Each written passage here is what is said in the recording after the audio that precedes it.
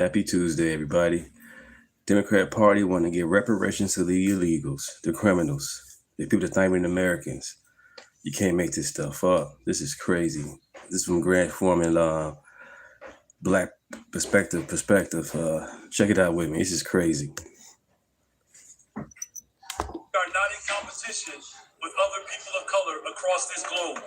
The only people who want us to believe that we are in competition with one another are the same colonizers that pit us against one another. Colonizers, really? The word of someone who hates us all and drive us apart. What sense does that make? And so I believe we can call for black liberation and reparations and not cause harm in this globe the way white supremacy has caused across this planet. And anybody that would fall victim to that type of ideology, well, then maybe you need a little healing yourself. And that's okay, because colonization is real. I think one revolutionary said that somebody would stab you in the back with a knife and pull it halfway out and call it progress. So let's start with a quick question, because you know I'm way too mentally unstable to be dealing with this right now. Democrats, are you fucking dumb? Here we go. This is being reported by the HuffPost. House Democrats call for reparations for children and families traumatized by ICE. So we got to talk about the latest insane Democrat proposal that has a lot of black folks, FBAs, right, those types of people, upset because Pramila Jayapal, who's a progressive Democrat, she's a far left Democrat, born in India, a foreigner, a foreign member of Congress, right, a foreign Democrat. She is demanding reparations for illegal immigrants who have been traumatized or deported by ICE. Now, I want to talk about this because, again, the reason why I came across this is because of a certain demographic of individuals who are very, very, very mad about this, and they're realizing that, the Democrat Party is kind of a scam. The fact is that they're not really serious, about giving reparations to black people. Good morning. Happy Tuesday. Don't support reparations for anybody, personally, but there are a lot of black folks who low-key support Democrats because they're like, Democrats give lip service to reparations for black people, but they're not actually really trying to do it, right? Look at, for example, what's happening in California, right? They're doing everything except giving reparations, okay? They're not going to fund it. They'll do everything except fund it. They'll study it. They'll talk about it. They will pass legislation regarding it. They'll apologize for it. They'll do all that stuff, but they're not going to fund it, okay? Because they know as soon as it's funded, then it will be challenged in the courts and struck down. So, with that being said, this did not stop Pramila Jayapal from demanding reparations for... They want reparations for the illegals. Are y'all serious? Black voters, a lot of black people are upset by this. Can't make this stuff up. And low-key, they kind of feel betrayed by the Democrats pushing reparations for illegals over black Americans. Take a look. Y'all, check out this video of this representative who says that we need to have some type of reparations for the people who are traumatized by ICE. We need offensive actions around prosecution, more accountability, because at the end of the day, the people that have been inflicting this harm To be dealing with this right now. Democrats, are you fucking dumb? Here we go. This is being reported by the HuffPost. House Democrats call for reparations for children and families traumatized by ICE.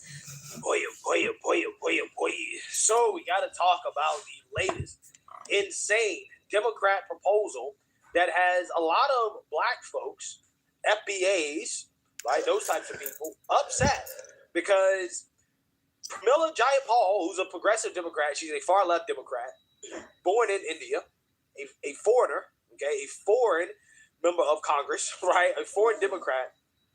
She is demanding reparations for illegal immigrants who have been traumatized or deported by ICE.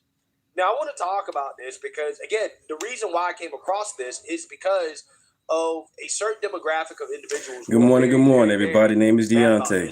Welcome to the chat. Everybody is welcome. Kind of a scam.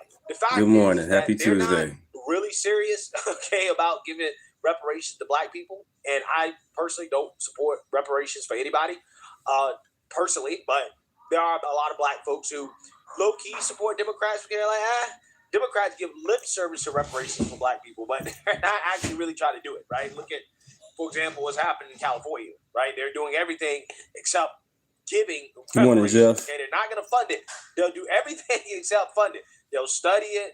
They'll talk about it.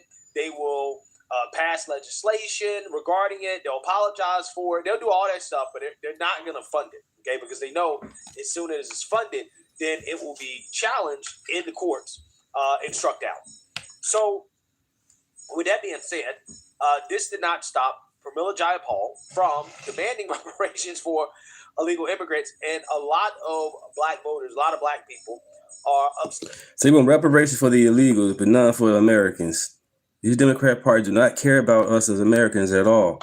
They don't care about us as Americans. They care about the illegals, and they care about staying in power, period. And it's crazy they have this No King protest calling Trump a pedophile, but you got these illegals crossing the border illegally, come to America, raping our women, murdering our women and children, and they have to protest and saying Trump is a pedophile, but yet you are protesting and protecting pedophiles, illegals. They're not supposed to be here. At least come the right way, at least. And that's not even happening. Crazy. Upset by this, right? They're upset, and low-key, they kind of feel betrayed by Democrats pushing reparations for illegals over black Americans. Take a look. Y'all, check out this video of this representative who says that we need to have some type of reparations for the people who are traumatized by ICE. To need offensive actions around prosecutions. We need real accountability because at the end of the day, the people that have been inflicting this harm. Look at this. Look at this. They need to be brought before us, and they need to be held account for the trauma that they have created. And we are going to have some form of reparation. Why is everybody all of a sudden now talking about reparations? Reparations this, reparations that. Like, just tossing the word around like it's nothing, just diluting the whole idea. Beautiful Bill, good morning. And this is the reason why people are starting to see that the Democratic Party is not for Black Americans at all. The Democratic Party has never been in our favor. They will prioritize and give everything to everybody else, every other minority group, POC, that comes over here, whether it's illegally or legally. They don't care. As long as they will do anything for them, but won't do nothing for us. Because when have you ever heard a Democrat Like and subscribe, everybody. Thank you. Good morning. Good morning. To the descendants We are of growing. chattel slavery in America? The only people who actually would deserve the reparations. Why are you talking about reparations for people who are traumatized by ICE, by immigration enforcement? How they traumatized by ICE? They shouldn't have been here. Period. Open border.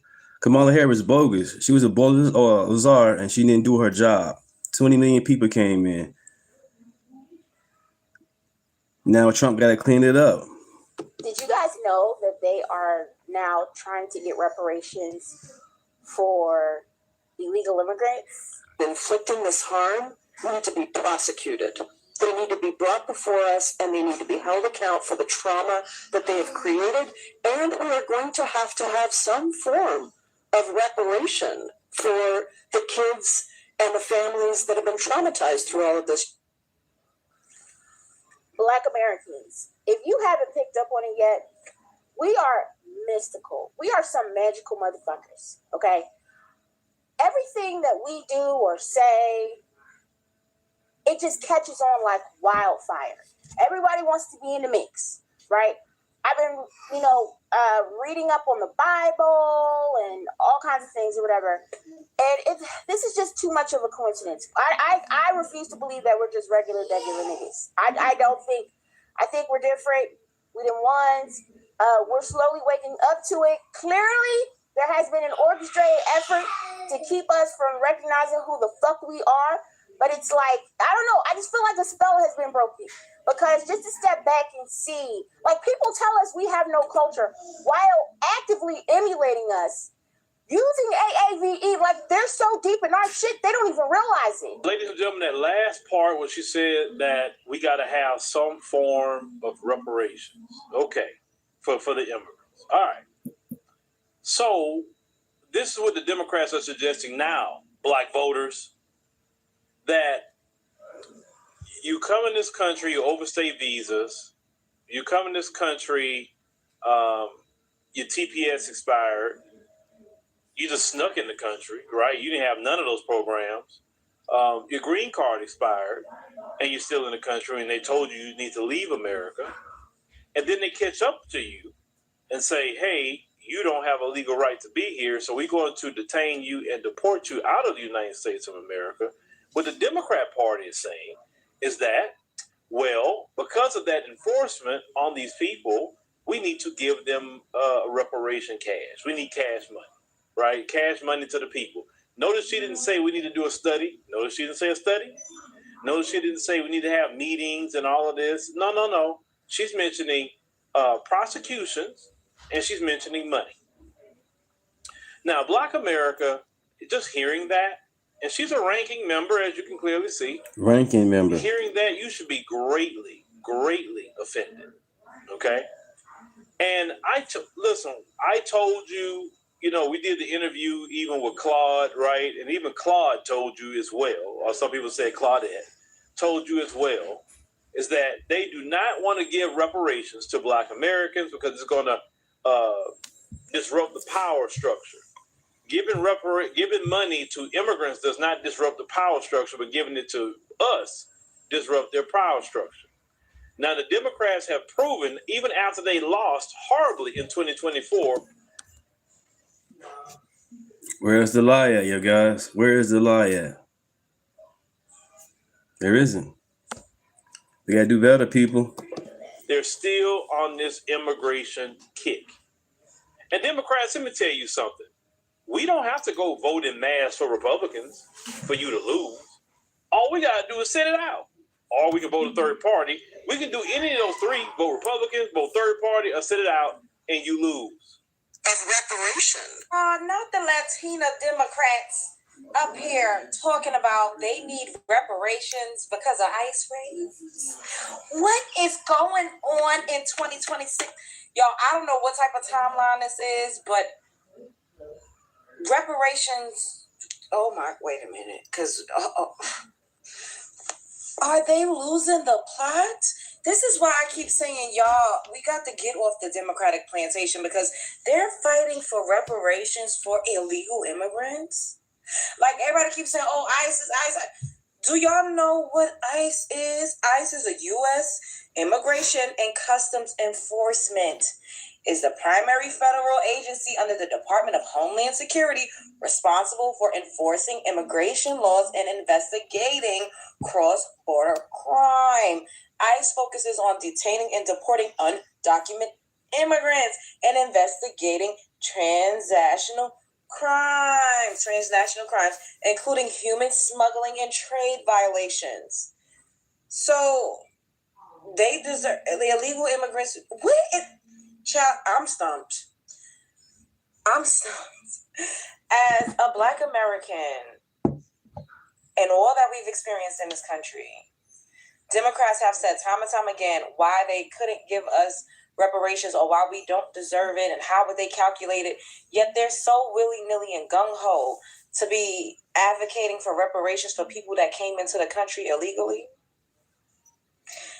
And I don't need y'all to get up in my comments popping and talking about, oh, it's because they was detaining somebody is something that all types of law enforcement does. All across the world. The reason why our crime statistics look the way that they do because we always get unlawful Bruce, good morning. At higher and disproportionate rates other than Democrat Party tomorrow giving reparations to the illegals because they've been traumatized by ICE. This is crazy. In comparison to other groups of people. Yeah, so you see that, you heard that, right? This should be a wake-up call to the so-called pro-Black blacks about the Democrat Party, because I've said this. Right, I thought they care about the working class people. They care about the illegals and themselves being in power. They've been in power for too long. 45 years is too long. 50 years is too long, period. For anybody in party on both sides of the aisle. Term limits. Before, and I'll say it again. I'm not sure how you can call yourself pro-Black but support Democrats. Now, I get it. Everybody doesn't like Republicans. I get it. Hey, both who you want to vote for, right? I'm just telling you, I'm not entirely sure how pro-Black aligns with Democrat, okay? I personally believe, as a Black person, that immigration should be the biggest issue for black people right now. Okay, seriously, it should be, because for all of these so-called pro-blackity blacks, these black power people, right, the biggest threat to so-called black power is immigration. So how is it that you support all of these individuals coming into this country, diluting the black vote, diluting economic opportunity for black people, diluting job opportunities for black people, making it harder for black folks to get jobs? I just did a video the other day about a black woman saying, hey, I can't get a job in Texas because I don't know Spanish, right? I don't know Spanish. I think she's in the Houston area or something like that. Yeah, because she didn't know Spanish, right? She had a hard time getting a job. Yeah. And you know where Democrats like to put illegals, right? They like to put illegals in the black neighborhoods. Yep. For illegals to then do what?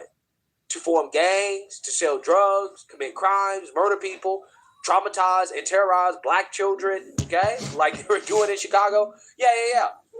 That is what Democrats like to do with the illegals, okay? Right, especially in Chicago. You got Oak Park, you got Forest Park, and you got North Riverside. They ain't seen not one illegals into those areas, and those are rich area, upper class areas. They sent them all to the west side and the south side of Chicago, where it's all bad at abandoned buildings, crackheads, liquor stores everywhere. So this is crazy, you guys. You got to do better as voters, as Americans.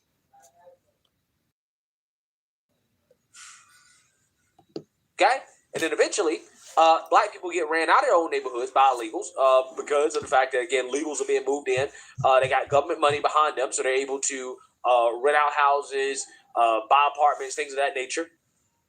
And then on top of that, because of the language barrier, you're going to need to speak Spanish in order to get ahead economically, right? So that puts black people behind in their own neighborhood.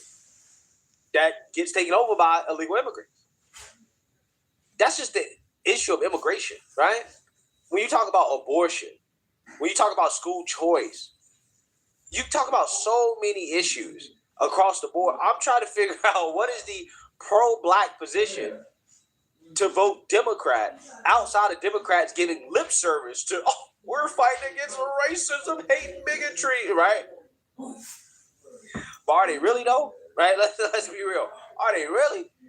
Outside of that, I'm trying to figure out how is it. Oh, wow. You want me 10 words of Spanish, Bruce? Can reconcile voting Democrats. Saying, I know a few here myself. Knowing damn well that Democrats value illegal immigrants over any of their other constituencies, right? They value illegal immigrants the most. In fact, the only people that Democrats have been fighting for since Trump got in office are illegals. That's it. Think about it. Every major action that Democrats have taken in Congress has to do with illegals. Yep, the shutdowns, both shutdowns about the illegals, period. Both the shutdowns. It's not about the American people, it's about the illegals. They don't care about the American people. Right? That's how they push back against the Trump administration the most. They're doing whole No Kings rallies. They're rioting in the street over illegals, right? All over illegals. And they all criminals. But you keep saying Trump a criminal. But you guys are protesting and protecting criminals that came across the border bogus. And they rape and hurt our children. This is what they're doing. And murder. You have a Democrat say the quiet part out loud and say, yeah, we want reparations for illegals too. Now you have these black people realize. Now you get money. Democrats. Now they get money all of a sudden. Democrats don't value us, right? They don't really value our vote, right? They don't really value us because they're willing to give reparations to the illegals before they give reparations to black people. Now, again, I'm not an individual that advocates for reparations for anybody, right? I personally think that the reparations conversation is a waste of time. But hey, I'm being consistent, right? I'm saying it across the board. Democrats, on the other hand, again, they will entertain the conversation of reparations, but when it comes to actually, doing something, they're not going to do anything. They're not going to put forth any real serious proposals. Now, you got Pramila Jayapal there, who is a foreign Democrat, right? She's a foreigner, okay, serving in our Congress.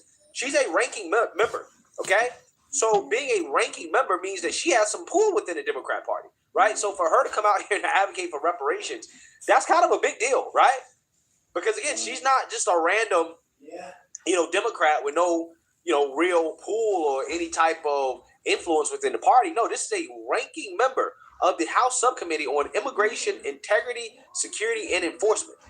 She's saying that, hey, yeah, these illegals need reparations. Reparations. That means it's a serious position. It's something that Democrats are seriously going to explore going into 2028. And this is why I've been warning people about, okay, when you talk about getting them back on board with the Democrat. Right. If they get power in 2028, they're going to open the floodgates of the border. And once that happens, America is over with. And y'all know it. Common sense, y'all. Pay attention. Follow the money. Party. I think open up the border. One of the main reasons why they're not in power right now is because they open up the border. What do you think they're going to do in 2028? Right? What do you think they're going to do? They're going to open up the border way more than Biden did, right? Way more. They're going to let way more illegals in. Why? Because they're losing people in their states. Because smart people are moving out of these blue states. Thank you, guys. Thank you. Illegals are being deported out of blue states. They're self-deporting. So they're losing population fast, which means they're losing representation in the House and in the Electoral College, right? They're losing power because of population dynamics. So in order to rectify that situation, they don't have a choice but to let in more illegals. They don't have a choice but to put out proposals like offering reparations for illegals as well, too. Why? It's because they want to attract as many illegals back into the country as possible, right? They want them to come back. They want them to go to these blue states, and when they get to these blue states, they're going to put them in the black neighborhood. Deunta. Welcome, everybody. Welcome. Happened at Martha's Vineyard, right? When the illegals pulled up to an affluent white neighborhood, affluent white town, they kicked those illegals out quick, right? But when they let the illegals in 2028, which they're going to do, they have to. They don't have a choice. That's why I know it's going to happen. This is why they're going so hard for illegals right now, right? Right. They're essentially virtue signaling that, Happy Tuesday, everybody. Happy Tuesday. Good morning. Okay, if we win, we're going to enact the most pro-illegal immigrant agenda that we've ever seen, right? That's what they're going to do. Again, reparations being talked about by a ranking member of the Democrat Party. Reparations. And all of the illegals, they're going to put them in the black neighborhoods. Right, they got rid of them. So they went to Martha's Vineyard. They got them right up out of there. They waste no time. Trump evil, Trump racist, right? Is that why 90% of black people support Democrats, right? Especially black women. Because you think Trump is racist, right? But when you look at actual policy, abortion, again, school choice, immigration, I think Trump is very pro-black, right? From a policy perspective in regards to what actually benefits black people, what doesn't benefit black people. Immigrants don't benefit black folks. DI does not benefit black folks. Handouts don't benefit black folks. The whole Democrat platform does not benefit black people. And at some point, black folks got to wake up and realize that the Democrat Party is all. They don't care about us. What did Democrats get out of this standoff? Yeah, well, Margaret, the standoff is not done yet, right? The president is illegally paying, apparently, TSA agents. You had the Senate, as you pointed out with Mr. Homan, pass a bipartisan bill unanimously in the United States Senate to say, look, let's fund everybody else and let's deal with this thorny issue about ICE. And then you had the Republican House say, hell no, we're... Want to really see something that said, take a look what happened. Hi, Bill. So the last week and a half, I've been the one having to give the bad news. Well, this Monday morning, bright and early, I'm going to give the good news. So we are at Houston Airport. It's been the hardest hit airport during this shutdown. Literally. George Bush. That was real smart to put the ICE agents at the airports. Because now, if you're illegal trying to come in a bogus way, they got your ass. Ain't no, I made a mistake. Nope, they got you right there. Come up the papers, you can go ahead and go fly around the country. The papers bogus, take them right back. Get them up out of here. That was a smart move, Trump. Bush, hey, 30 minutes away from me. Yeah, buddy. Last time I was at Bush, I went out the country. ATM. Yeah, who got handouts? 30 minutes away from old Rick, man, I tell you. George Bush, man. I have a job. Let's see what the good news is. He's reporting on the good news. We are at Houston Airport. It's been the hardest hit airport during this shutdown. Literally no line right here. So we're at the security checkpoint. Once you hit that checkpoint and get behind it, that wait time probably about 30 minutes or so. But follow me this way. You could see last week we were here reporting on 4+ hour wait times. That line, it's built outside the terminal, then right here to the 2 lower levels where, again, people were waiting hours. Makeshift lanes, and now you can see it is just empty here. So this is a beautiful sight for these travelers. TSA agents, as Bill mentioned, they're expected more of them to get paid today, but still many have not returned to work. On Saturday here in Houston, 38% of TSA officers here at Bush Airport called out. Now, Border Czar Tom Homan was at this airport last week to see how things were going.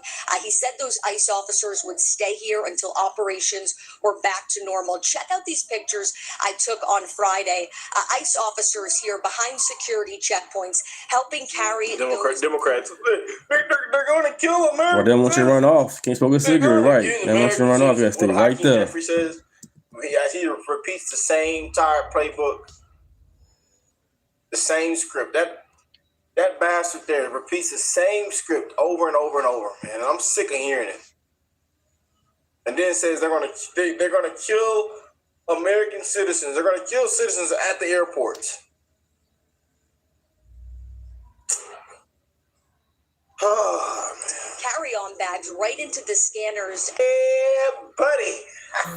This is gonna be a spicy one tonight, ladies and gentlemen. What's going on, family? I hope everybody that's tuned in right now that you are blessed, well, and healthy. Starting off a new week, man. Yeah, but people got to go. People got to pack their bags. I'm sorry. I'm just got to be real, man. People got to go. Damn, come here to Texas. Come here to Texas. Have them standing at the polls here in Texas. You know? But right, federal elections, federal agents should be there. On these last couple of hours. Anything federal. It's been trending. And it's been outrage from liberals and Democrats about Trump deploying ICE. And this was brought up by Steve Bannon and what's the name on the show, on the podcast, and about ICE agents at at airports. But now this was a preview to what could be ICE agents Trump deploying ICE agents at the polls for the midterms.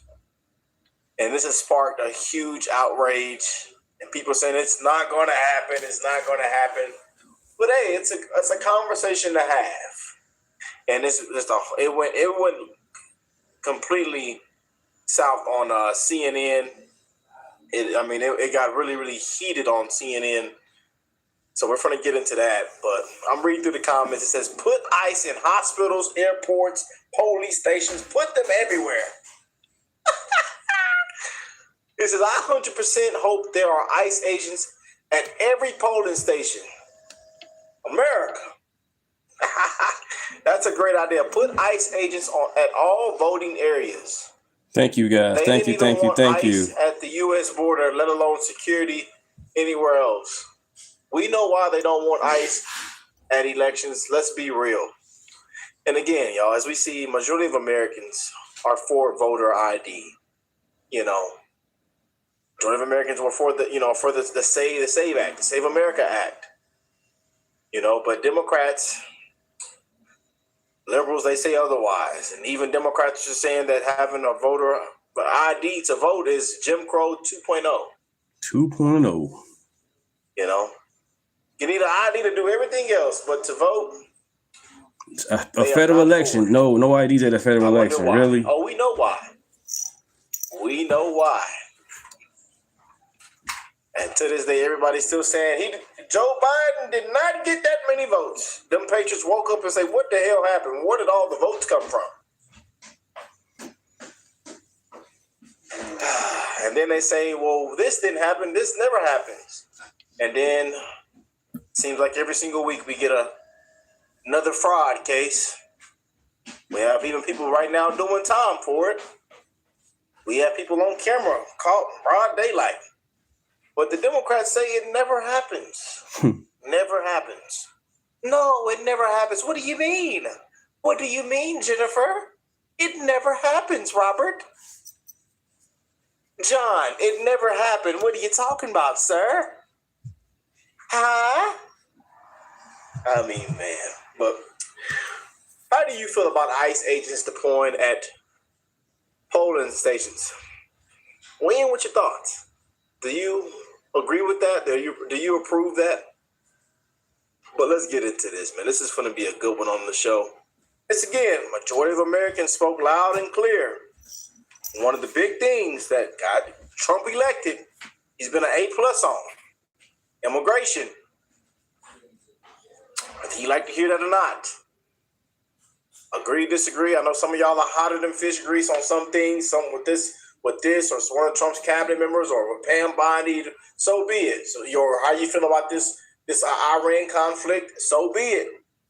But the biggest thing that got Trump elected was immigration. Thank you for that. Thank you for the gift. Thank you for that super chat. Appreciate that.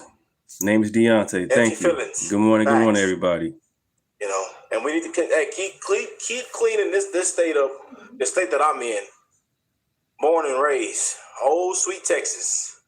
I tell you, man, I'm still pissed off about what took place. Y'all know what took place 4 days ago, about 4 or 5 days ago. I was riding my big old Harley Road Glide, and these illegals down here, damn it, can't drive. Nobody got insurance. Nobody got nothing, proof of nothing. And it's about 6 of them in one little 4-door little car, about 6 or 7 of them in there. No English, not nobody in the vehicle. Nearly almost knocked me off my bike.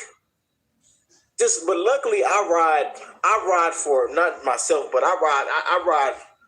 Look, I'm checking everything. You know, you cannot just ride. You got to ride for people. People cannot drive. Good morning, Jason. Man. Good morning. A lot of them don't even need to be here, to be honest with you. Thank you, guys. Thank you. Man. Honestly. And then when I pull up to them and say, hey, y'all almost hit me. None of them speak English. I said, what the hell y'all doing? No English, nothing. I'm literally riding in the left lane. They supposed to pull into the right lane. I'm on 90, y'all. If you ever been down 90, you know. You pull out into the right lane. I'm literally riding, and I just, something just told me to look at this car right here. So my senses went off. I think it was my illegal immigrant senses. I got like some kind of senses now. I can just feel it. Like when I'm riding in my truck or my cars or I'm riding my motorcycles, I can just feel it. Because I'm telling you, man, people cannot drive here. It's getting worse here in Texas. I don't know what it is, but it is getting worse, man. And some told me to just look at this car sitting here pulling out this gas station. I just knew it, y'all. Family. It's a true story. This was 4 days ago. I'm on that big old Harley Road Glide. And it's not a Harley Road Glide, if you know what a Harley Road Glide is. It's a big old bike. I have a crotch rocket. You know, I have a little sport bike. You know, a little speed rocket. And then I got my Harley. You know, it's like I got my granddaddy and them chilling on a couch riding. It's the best experience ever. I call it freedom. Riding that Harley. Riding 2 wheels. It's always freedom. 2 wheels. Flower and loud Christ, pipes, again, thank you for the super chat. Thank or you. even loud pipes in general. You know, because I love my loud pipes, man. I like my shifting gears and clutching in. I'm just a sucker I'm a gearhead, you know. But some just told me to look up.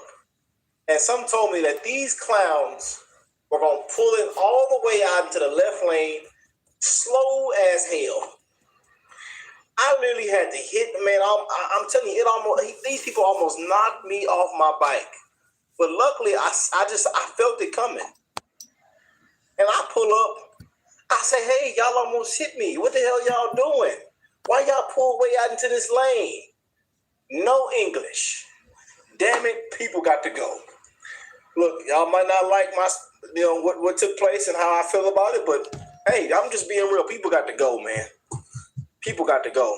And come down my street over here. There's a lot of them building on these houses over here. Them houses ain't worth a damn. They look nice outside, but you know, it's really just everything now is half-assed. You know.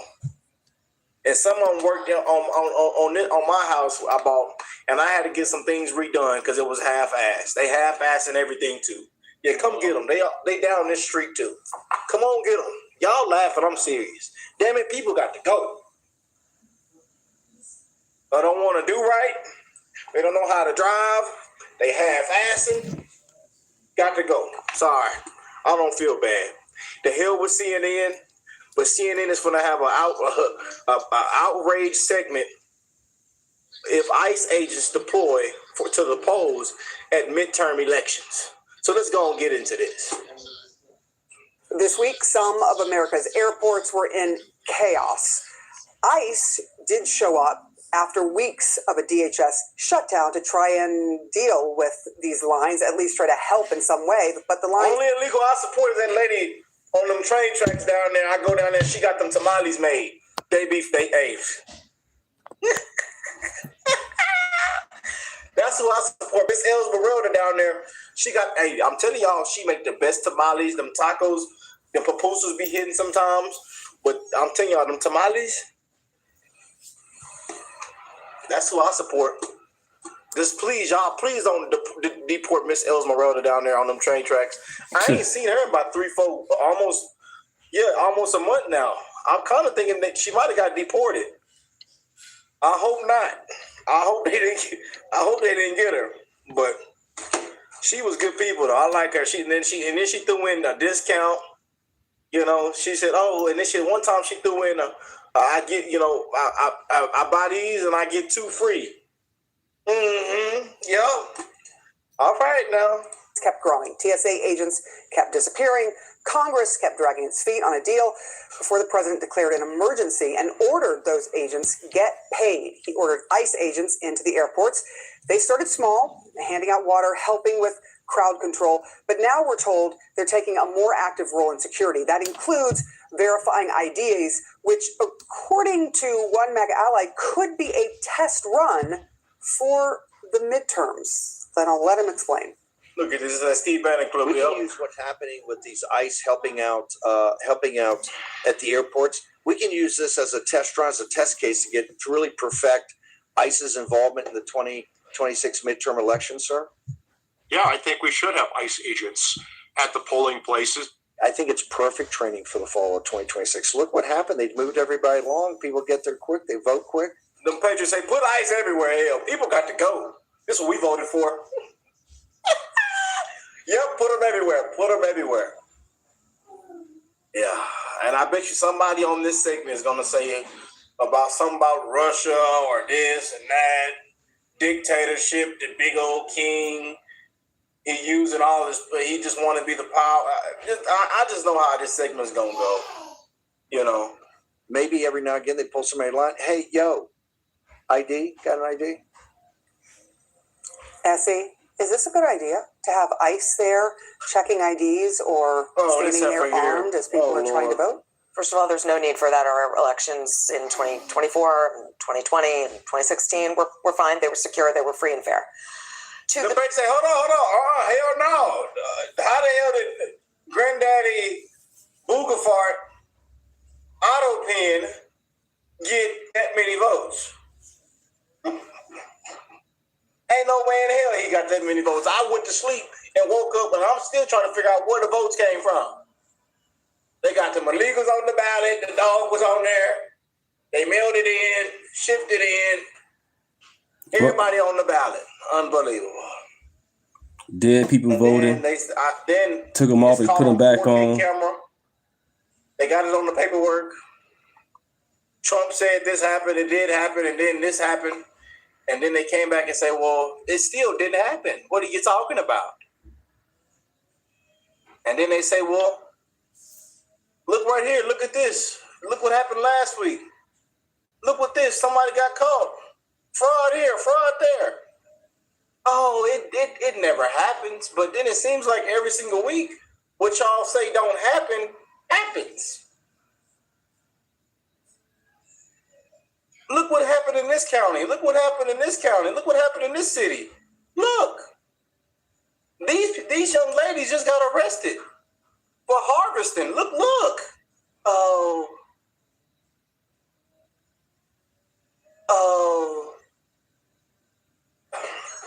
Yeah. Can I please say it? They say, Rick, please stop saying it. You just can't make this shit up.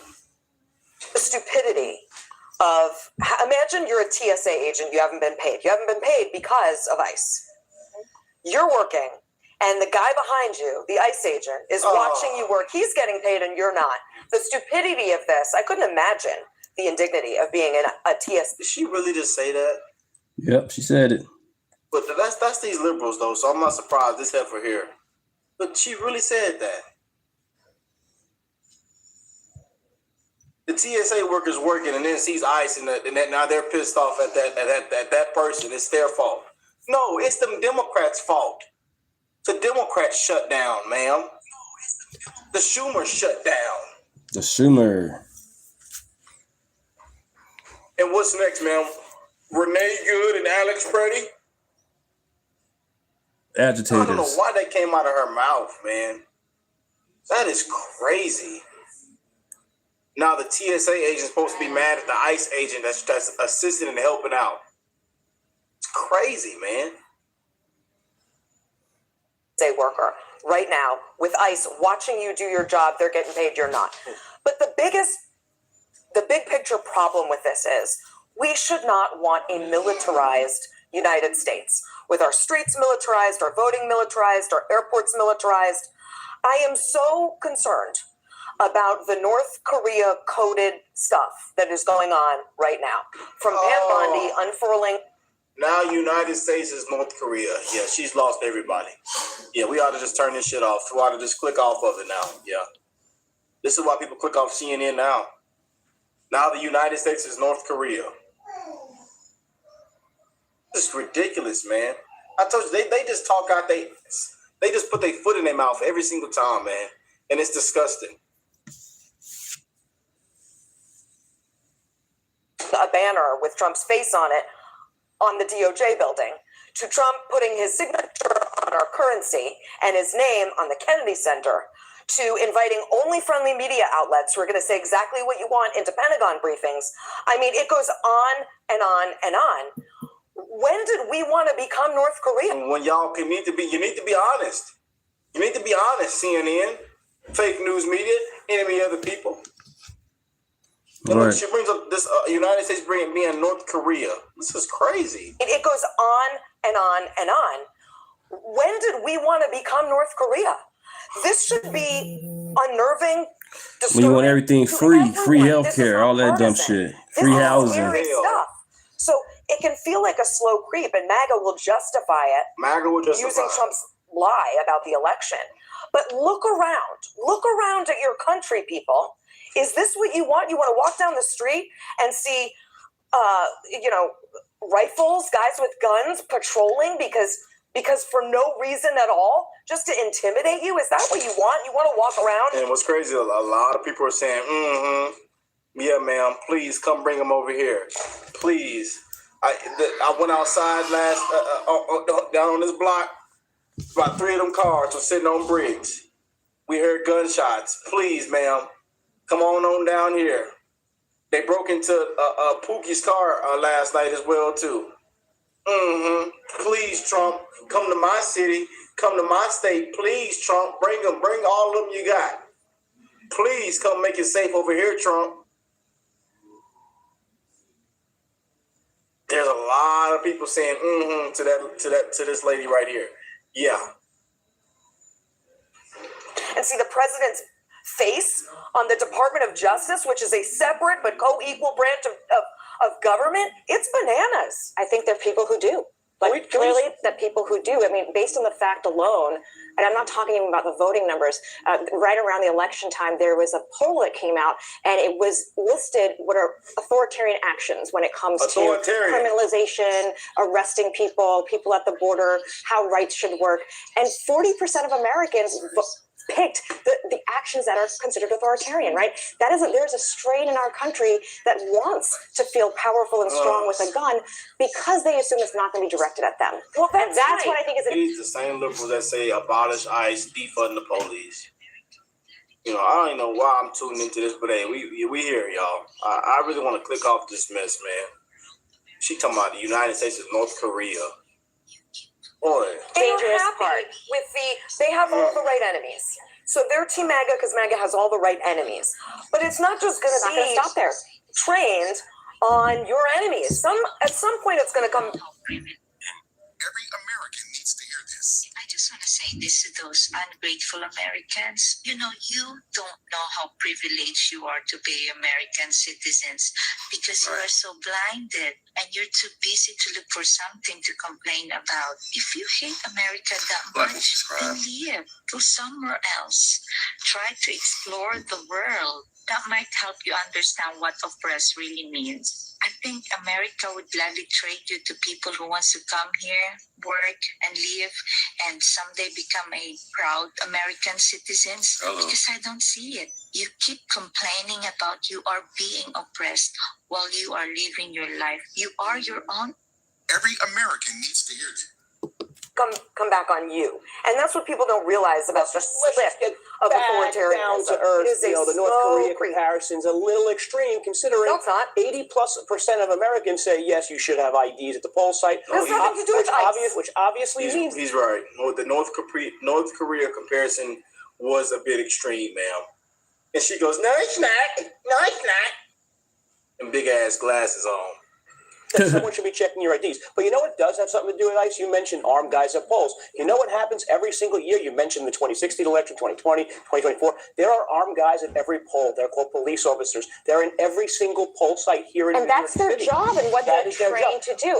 ICE is hold on. So I at the border. There's no business there. What point stipulated? You know that. Steve Bannon is a provocateur, right? He's doing what he's doing because we talk about crazy stuff he says on CNN and more people watch the show. That's why he does this. However, the idea of voter ID and someone checking that ID is still wildly popular with Americans. It's a straw man. You can have that without ICE. You know that. One more mistake you made. You said that TSA agent is mad at ICE because ICE is getting paid. No, they should be mad at Democrats for dropping funding and causing this crisis. Well, they're not mad at ICE. Yeah. They're annoyed that ICE is getting paid to watch them do the job. Buy them coffee. They're not getting paid. If you're in the airport, you're an ICE agent, you should buy your TSA colleague. That's really going to solve everything. Yeah, great. That's what they want.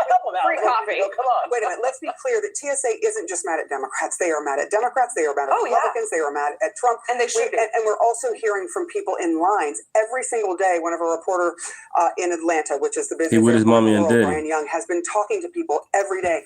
And grandson with his mommy and daddy right mad now. At Congress and the president. They just want this fixed. When a party causes a shutdown, we typically blame that party for doing that. This is a, she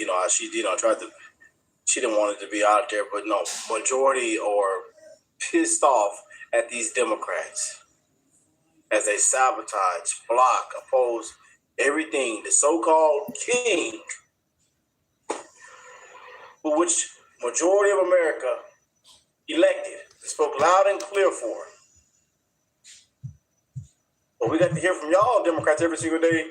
They're killing American citizens. And then we see these clowns even saying ICE is going to kill American citizens at the airports. Oh, Renee Good and Alex Purdy. Oh. They played a stupid game and won a stupid prize. We hate that it happened. Yes, it was tragic. We send our condolences. We still wish those individuals was here.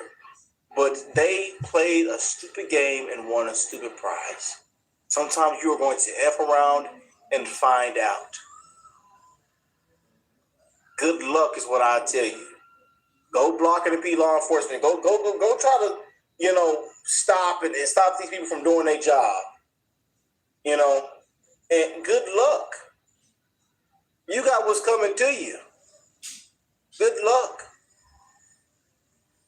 Go run your vehicle. You drive your vehicle into one of these agents. Good luck.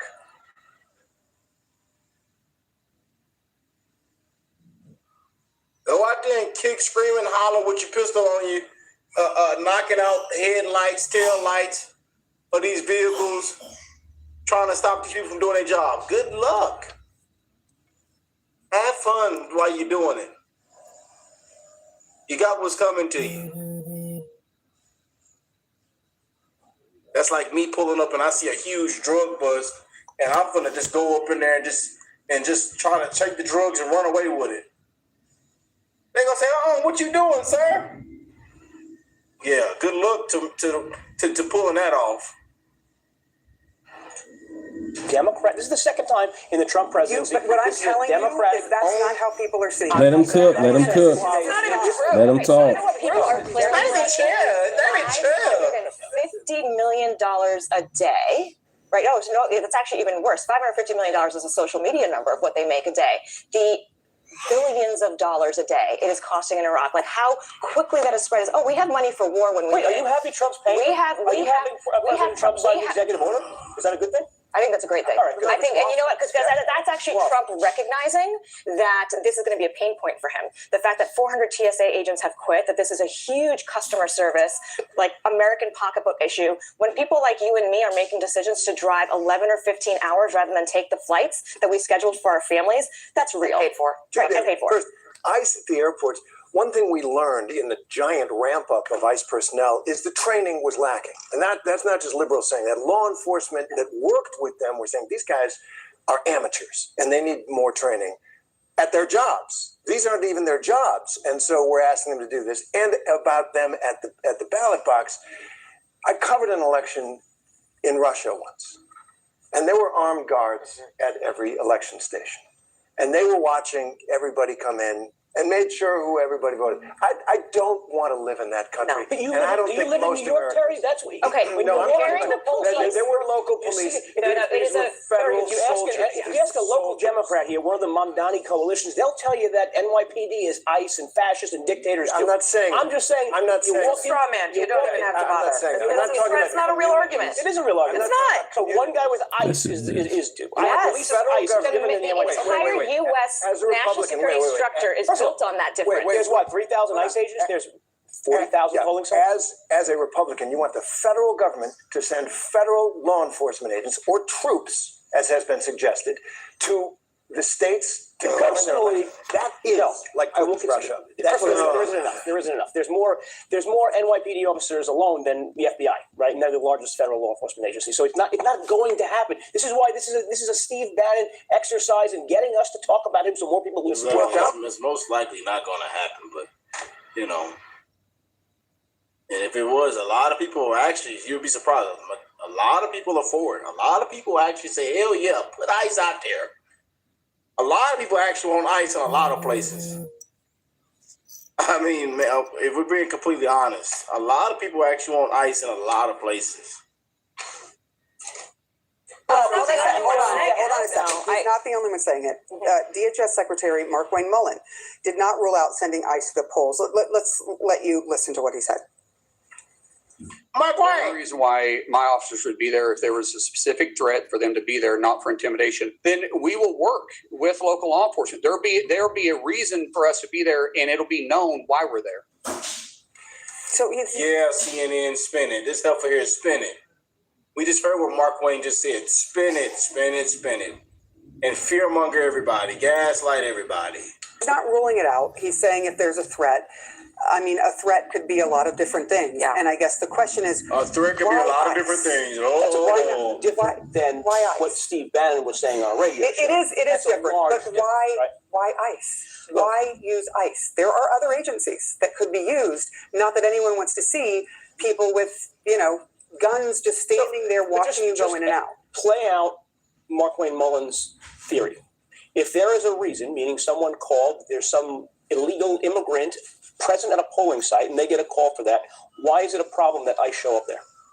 To use his own format of what he's saying would be the conditions of ICE going to a polling site. Why is that wrong? I don't think that was his condition. Yeah, I don't think that was. If there is a specific reason for us to be there, a threat or a reason, obviously this is what ICE does. ICE goes after people who are here illegally. If they have some issue related to their course of business, why would we not want them to poll site? I am haunted by a memory.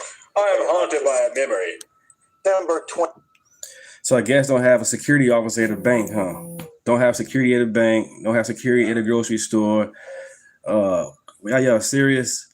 That many people around, you need security because somebody's going to steal. Somebody's going to do something stupid. Nobody's perfect. So you need security, period. So why not at the polls? Why not? And so far, the polls has been bogus. It's been proven in Georgia, Arizona, Hell, probably in Illinois, any blue state probably. But so far, those two has been known for ballot harvesting. Period. The news out there. It's on X. Check it out on X. What are you going to say, January 6th? 2020 in the Oval Office when Donald Trump demanded that the military, the National Guard, be called out in each of the Thank you, guys. Thank you. lost and supervise a re-election, hold an election again under, like Putin's Russia, the eyes of federal troops. That's in him. And anybody who pretends that's not in him doesn't know him. All right? Oh, hell, the hell was, you know. Thank you, Adam. Thank you. I'm so grateful every single day that Trump won, man.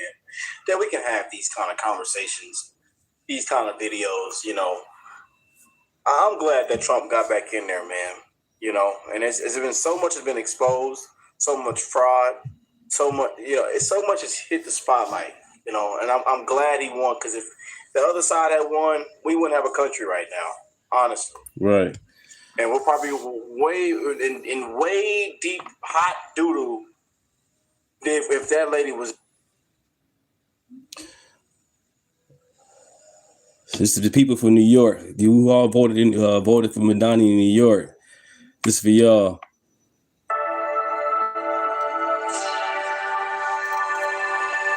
Hey guys, welcome to the Liberal Hive Mind, a channel solely focused on exposing the abundant hypocrisy of the left. And of course, here's the meme of the day, brought to you by 5mind.com. Well, I maintain the exact same position. Go woke all you want. Vote for all these Mamdani leftists to your heart's content, but don't be surprised. Thank you, guys. Thank you for subscribing. Thank you for the likes and subscribing. Thank you.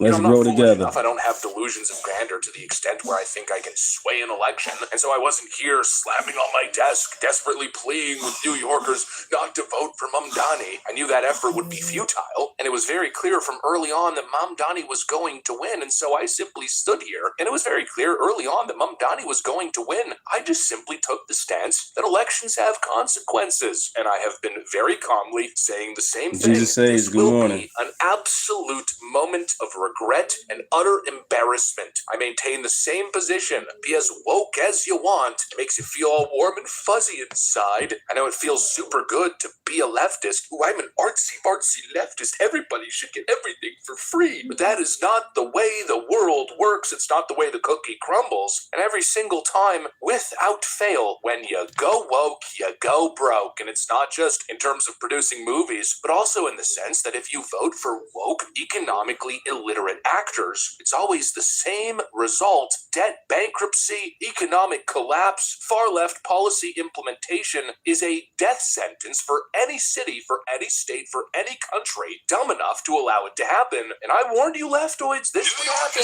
And now it appears Mamdani is speedrunning the collapse of New York City faster than any other public leader I have ever seen in my life. This is the most pathetic start to a mayoralship, and it just got so much worse as it appears a $1 trillion investment firm is now announcing that they will slowly start leaving the state following Socialist Mamdani's nonsense. This was the easiest prediction of my life. Let me show you guys exactly what's going on. We got some stuff to get into, so let's roll the tape. All right, folks, so you know these people, they scream tax the rich, soak the corporations, more government equals more fairness. We'll implement punitive policies, and the rich will simply take it. They'll pay for all of our socialist. This is liberal hive mind. No negative economic impact. And then, well, womp, womp, womp, the freaking result. Here we go. Record speed, as I just suggested. Major Wall Street powerhouse weighs Southern move as Mamdani-led tax threats swirl. And this is not the only company, by the way, but this is exactly what's happening across the board in New York City. We're seeing Apollo Global Management, which is a $900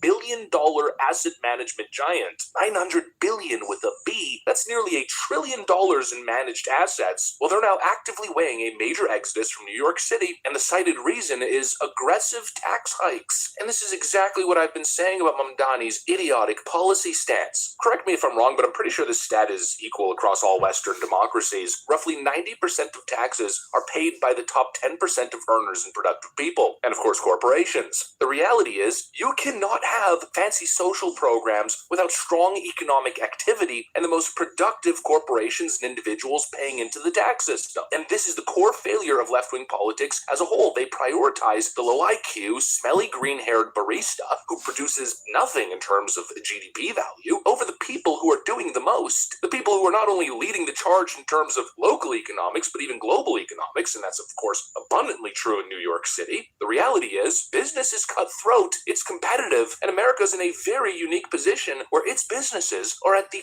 top of the food chain globally. And these people, these supposed evil robber barons, corporations, that are essentially mocking the world in terms of global business, they're the ones making your standard of living higher. Not the smelly armpit hair freaking feminist who makes $20,000 a year selling trinkets on Etsy. And Mamdani's plan was very clearly to pander to these morons, how else can I say it, while demonizing the most productive of people, the people who make everything happen, and they're now getting the hell out of Dodge. And what do you think? They're taking the tax monies with them. It's no surprise. Easiest prediction of my life. The most predictable, inevitable result of left-wing economics in action. Punish success, grow the state, and watch productive people and businesses flee to, of course, business-friendly environments like Texas and Florida. And guess where this company is now looking to set up shop? Texas and Florida. Oh wow, what a freaking surprise. Said nobody with 2 working brain cells. How many times do we have to say the same thing over and over again? It's a repeating cycle. Socialism and high taxes and big bloated state government does not work.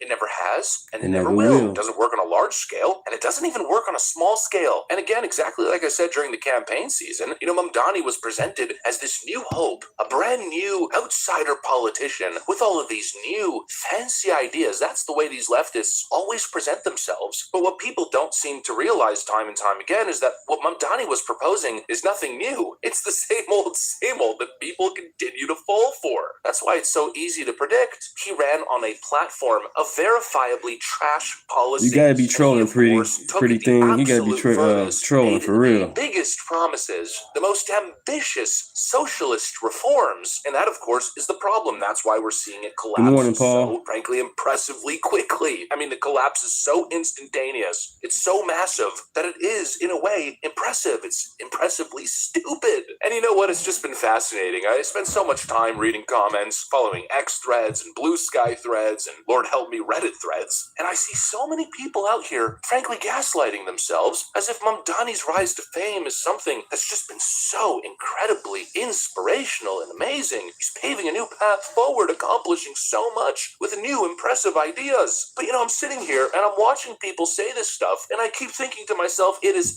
fascinating how detached from reality some of these Good morning, chat. Good morning. Good morning. Accomplishing so much. What has this guy done? He's done nothing. He came into office and then instantaneously canceled all of his big ambitious plans because reality, of course, hit him in the face like a friggin' freight train. Then he desperately pivoted. And what did he do? He didn't tax the rich. No, he raided New York City rainy day funds. He hiked property taxes, which increases rent. That's already having an impact, by the way. The average rent in New York City just shot up to $5,000 a month. He canceled all of his plans. There's no free grocery stores, no free buses, no free transit. None of what he promised. Just best mayor of all times, huh? Best mayor ever? Yeah, right. What's happening? In other words, you're getting nothing. And to make matters worse, really adding insult to injury, he then doubles down, gets desperate, has to continuously pander to the woke crowd. That's my grandson. His parents are here. Most productive people, and so he then declares he's pushing for a wealth tax and a Listen state to the tax. message. He wants to go after corporations. But newsflash, genius, productive businesses will not accept being taken hostage by a subversive communist mayor, especially not in a free country. In a free republic with 50 different states, productive people, productive corporations have freedom. They have legs. They can stand up and walk. Go somewhere else. Go where they and their money are treated better. And that's exactly what's happening. But Mamdani, he swore up and down, not gonna happen. We're all New Yorkers. Same thing with Brandon Johnson. He's not gonna raise property taxes. So when Brandon Johnson got into Chicago, property taxes go up. About to lose the Bears. All type of monkey ball. All in this together. Just please look away as I put put my hands in your back pocket and steal your wallet, but the people obviously aren't going to take it. Nobody's going to accept armed socialist robbery and not enact defensive measures. It's absolutely idiotic, and of course, I already called all of this a while ago, before Mamdani was even elected, and it's not to say that I'm some, super big brain genius. It was obvious, because once you see it, you cannot unsee it. Wokeism fails every time. Collectivism fails. Businesses run away, crime rises, services collapse, the poor get poorer and poorer and poorer, and politicians get more and more entrenched and powerful. It is the same human equation every single time, no matter what you do. And the solution is very simple. Small government, low taxes, and unapologetic individualism. But that, of course, can only exist in a ATM. If you don't like what I'm saying I'm playing, you can go ahead and go to another chat. Other than that, this chat of common sense. Everybody is welcome to the chat. ATM. All the name calling, idiots and all that. Go to another chat then.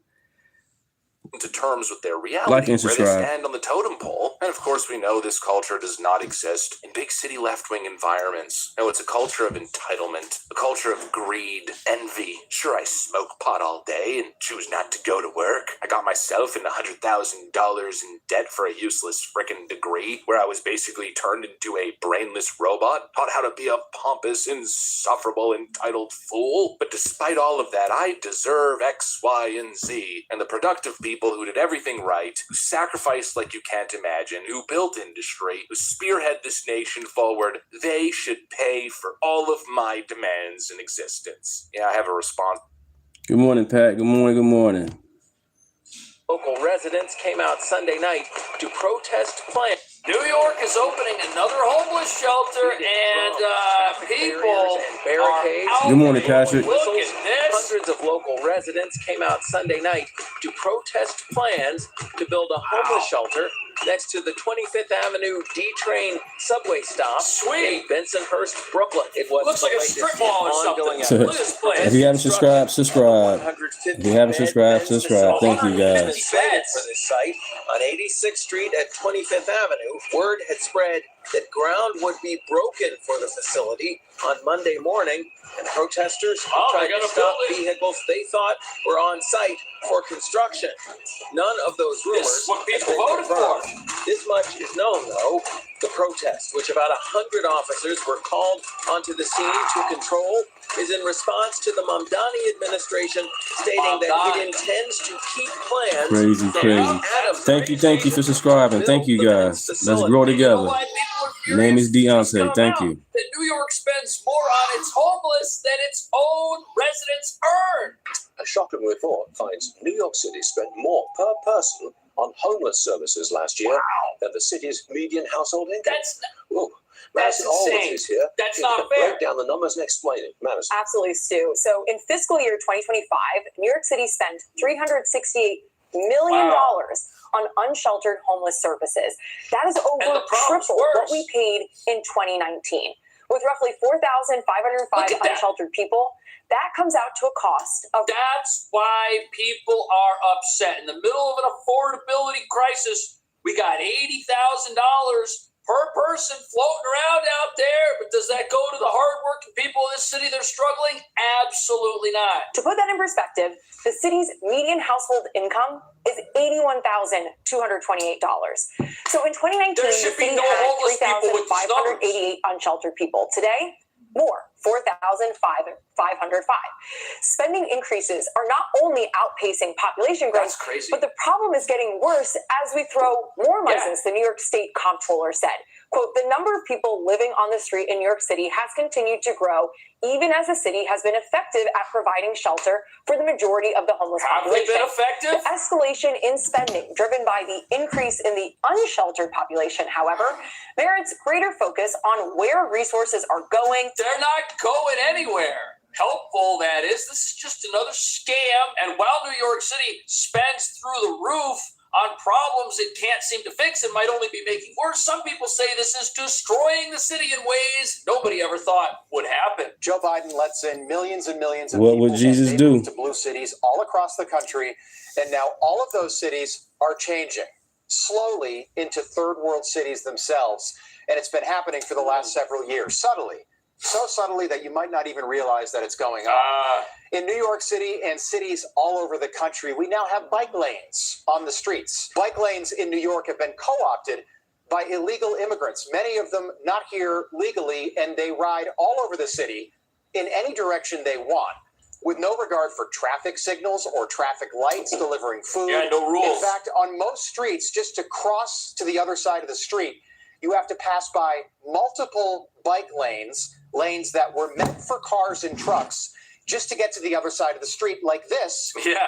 So just to cross the street, bike lane right here. Parking.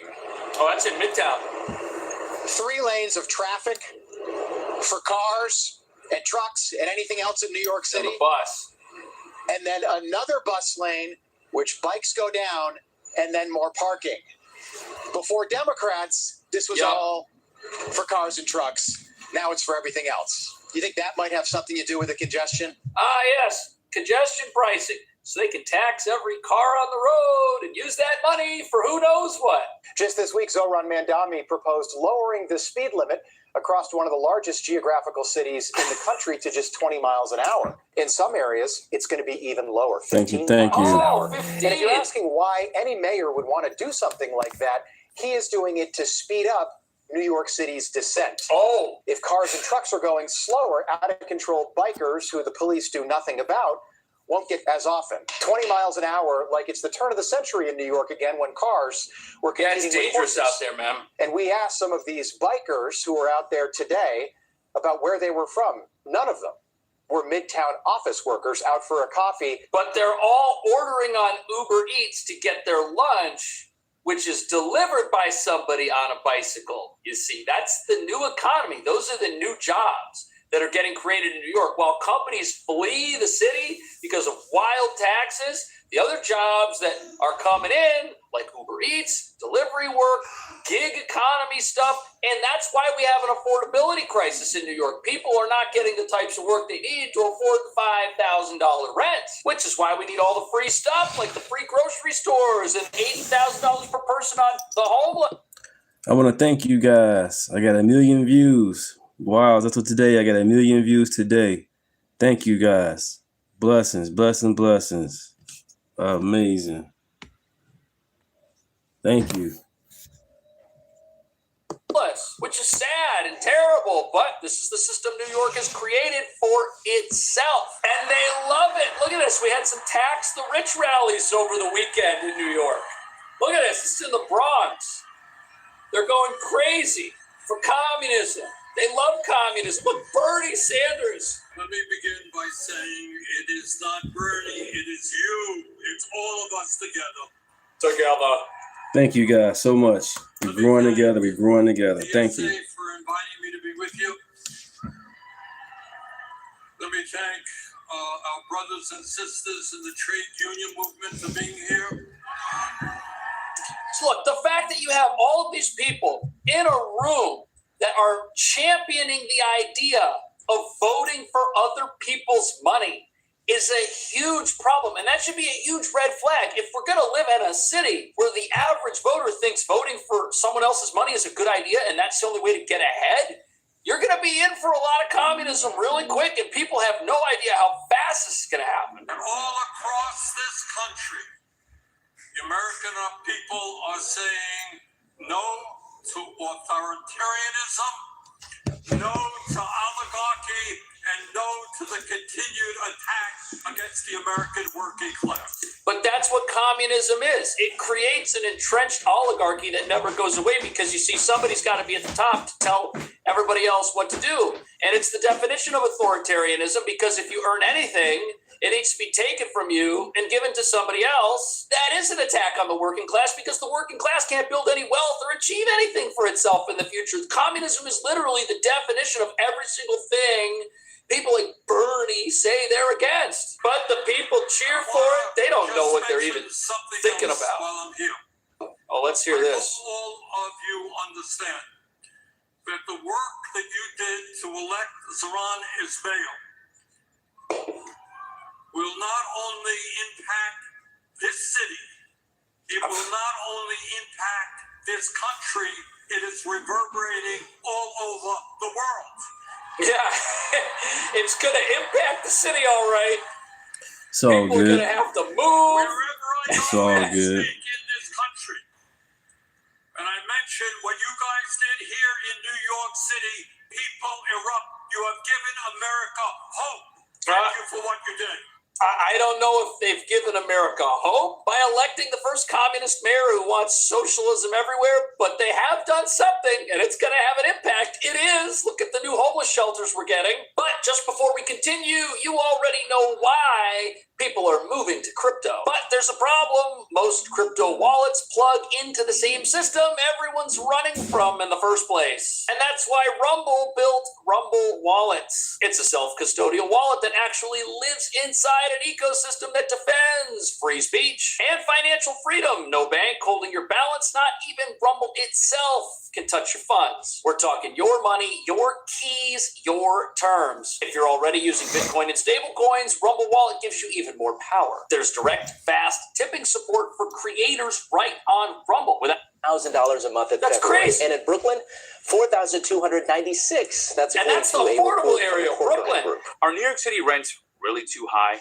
$4,500 for a one-bedroom, $3,700 for a studio.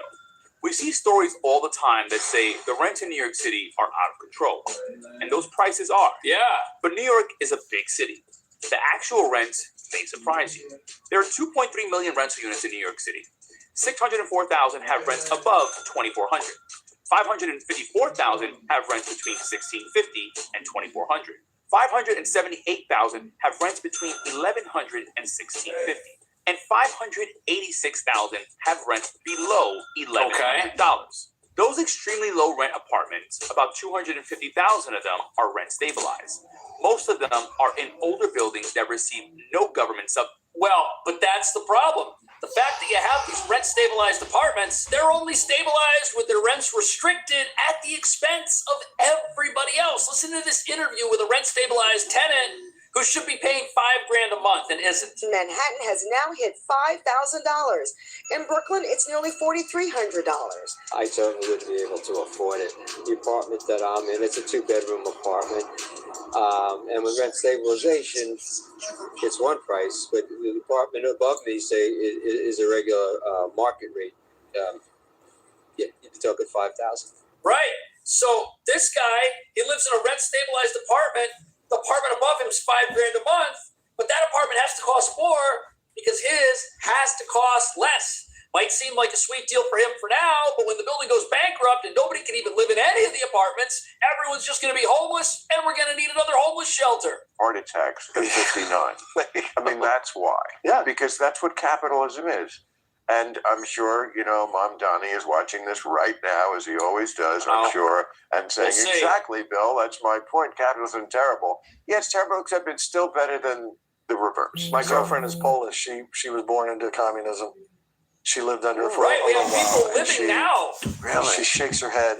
And she's like, they don't know what they're asking for. They don't want to know. They don't know what they're talking They don't want to know. And it would be so easy to find out. They hate Trump. It's like it happened That's all it 1,000 years is. ago. They hate Trump so much that the idea of embracing his way of looking at the world, whether that's capitalism or locking up criminals or going after America's enemies when they threaten us and they say they want to destroy us, all of that is repulsive to them, so they automatically accept the opposite. They don't want to know. They don't want to look at Venezuela and Cuba and say, gee, that doesn't look too great over there. No, these are the people that tell us Cuba's got better health care than America, for crying out loud. Damn. It happened in our lifetimes. She would explain to me the grocery card they got.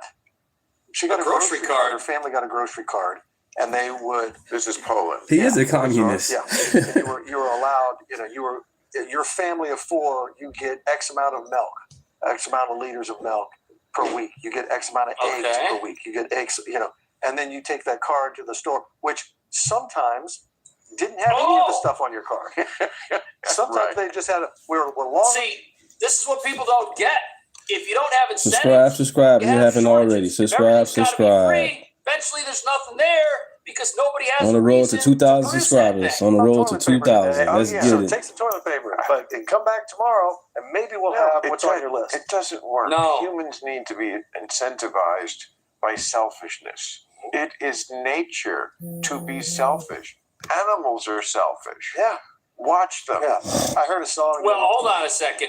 Capitalism doesn't incentivize selfishness the way that cynics might suggest that it does. You see, if you want to be selfish in capitalism, the selfish thing that you do better benefit the lives of everyone else. If you want to get rich, let's take Bill Gates. Was he selfish in his actions to create Windows? Many people would say so, but he couldn't be selfish at their expense because Windows had to be something that at one point people loved and adored and were willing to install on their computers. Now, I'm not so sure about that. But as you're about to see, New York's new socialist mayor does have a plan to protect middle-income workers and protect New Yorkers. It's just that they have to be government employees. They got to be on the right team. And if they are, that team is about to win. Now, look at this. We are here, even though it is very quiet. I would just like to remind everyone that it is an active construction site. And it is a site that we are building for the few New Yorkers who can be louder than an active site, which is New York's cutest. And this fall, it is a center that will be transformed into New York City's first ever on-site childcare program for municipal for the city employees. This is a site that will be 100% free with the childcare that it provides. It'll provide full daycare from children as young as 6 weeks to as old as 3 years old. And on April 30th, these applications will open. So if you're a government employee, you're going to get on-site childcare, and they're building facilities to do that. Instead of building apartments for people that need a place to live, instead of doing things to actually help people, if you're on board with the government, if you're on that team, they are going to circle the wagons. They're going to protect you. Life is going to be good if you're a city employee. But if you want to go start a business or something, well, we're going to tax that business. We're going to take from your paycheck to provide things like this new childcare facility. For every single worker in the David Dinkins building, as well as every single DCAS employee, regardless of their location across the city. This will be managed in-house by DCAS and operated by a contracted childcare provider that we will be announcing later this spring. I wonder who that person is. This is a building of over 1 million square feet of office space. 1 million square feet. 2,000 city employees from over a dozen agencies. Now, for too many of those employees, finding affordable childcare has long been one of the greatest obstacles they faced. And we never want city workers to have to choose between a job that they love and raising their kids in the family. This is essentially a raise for city employees. If they're going to build childcare facilities inside government buildings with taxpayer money and just let these employees put their kids there for free, how is that not a raise? How is that not a benefit? How is that not more communism taking from everybody who lives here just to prop up the bloated socialist state that we've got? What do you think about all this? Is New York City headed in the right direction, the wrong direction? The wrong direction. Faster now. Period. In the wrong direction.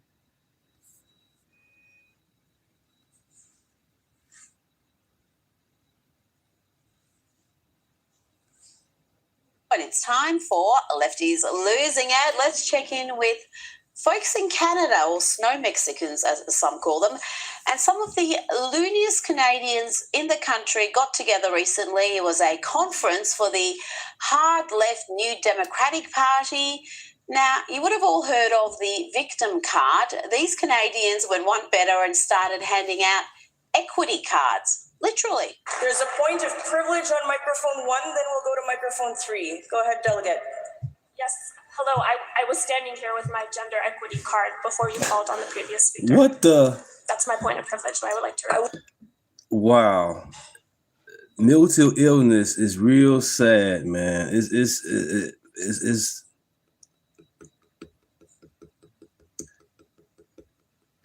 gotta pray for these people. We'll explain the speaking order, which is fixed, that I cannot amend, which is the pro-con rotation. You can move yourself up a line that you're standing in. I am pro, and I was. We went.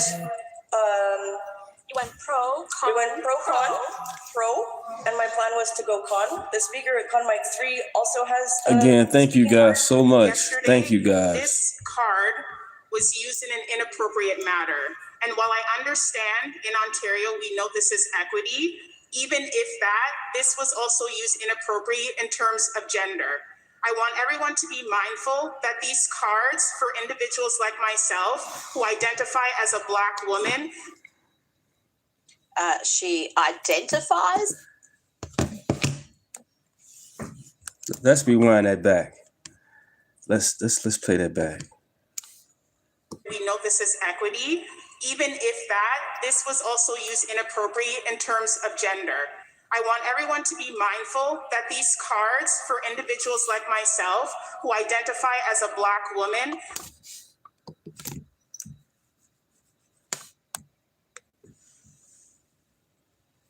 She blacker than black.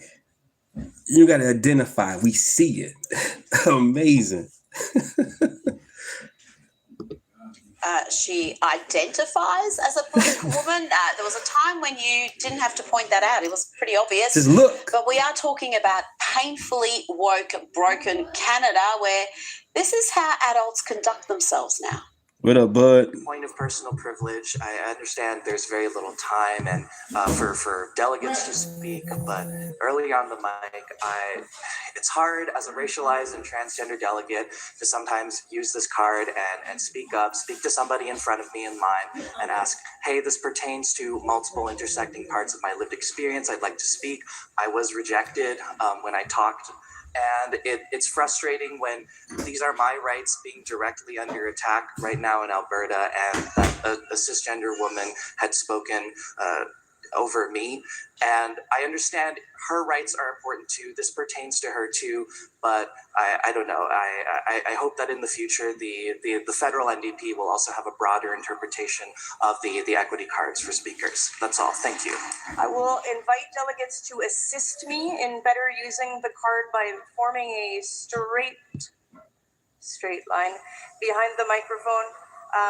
With a prominently displayed equity card, if I see speakers ahead of you who are not holding a card prominently.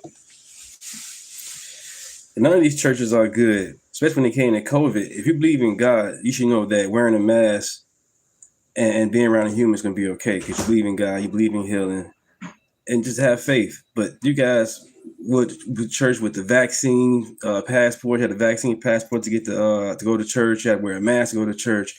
You had to get the jab to go to church. That's crazy. You're supposed to have a faith the size of a mustard seed. With that faith, you should be healed with no problem. What happened to that? What happened to faith? That's why these churches are going crazy. The faith is gone. It would be wrong of me to guess about their gender identity, and I will come to you. Goodness me, she's pure blood here, baby. No vaccine. Without a trigger warning. Point of personal privilege. How dare a cisgender woman speak? I mean, the whole thing. And what's this whole cisgender trash? Really? Male and female. Ain't no cis. None of that crazy shit. Is nuts. Everything you see there is a sign of civilizational decline. Let's stay in Canada. And guys, I really don't think the country is okay. Let's have a look at what passes for talent at the country's premier music awards show.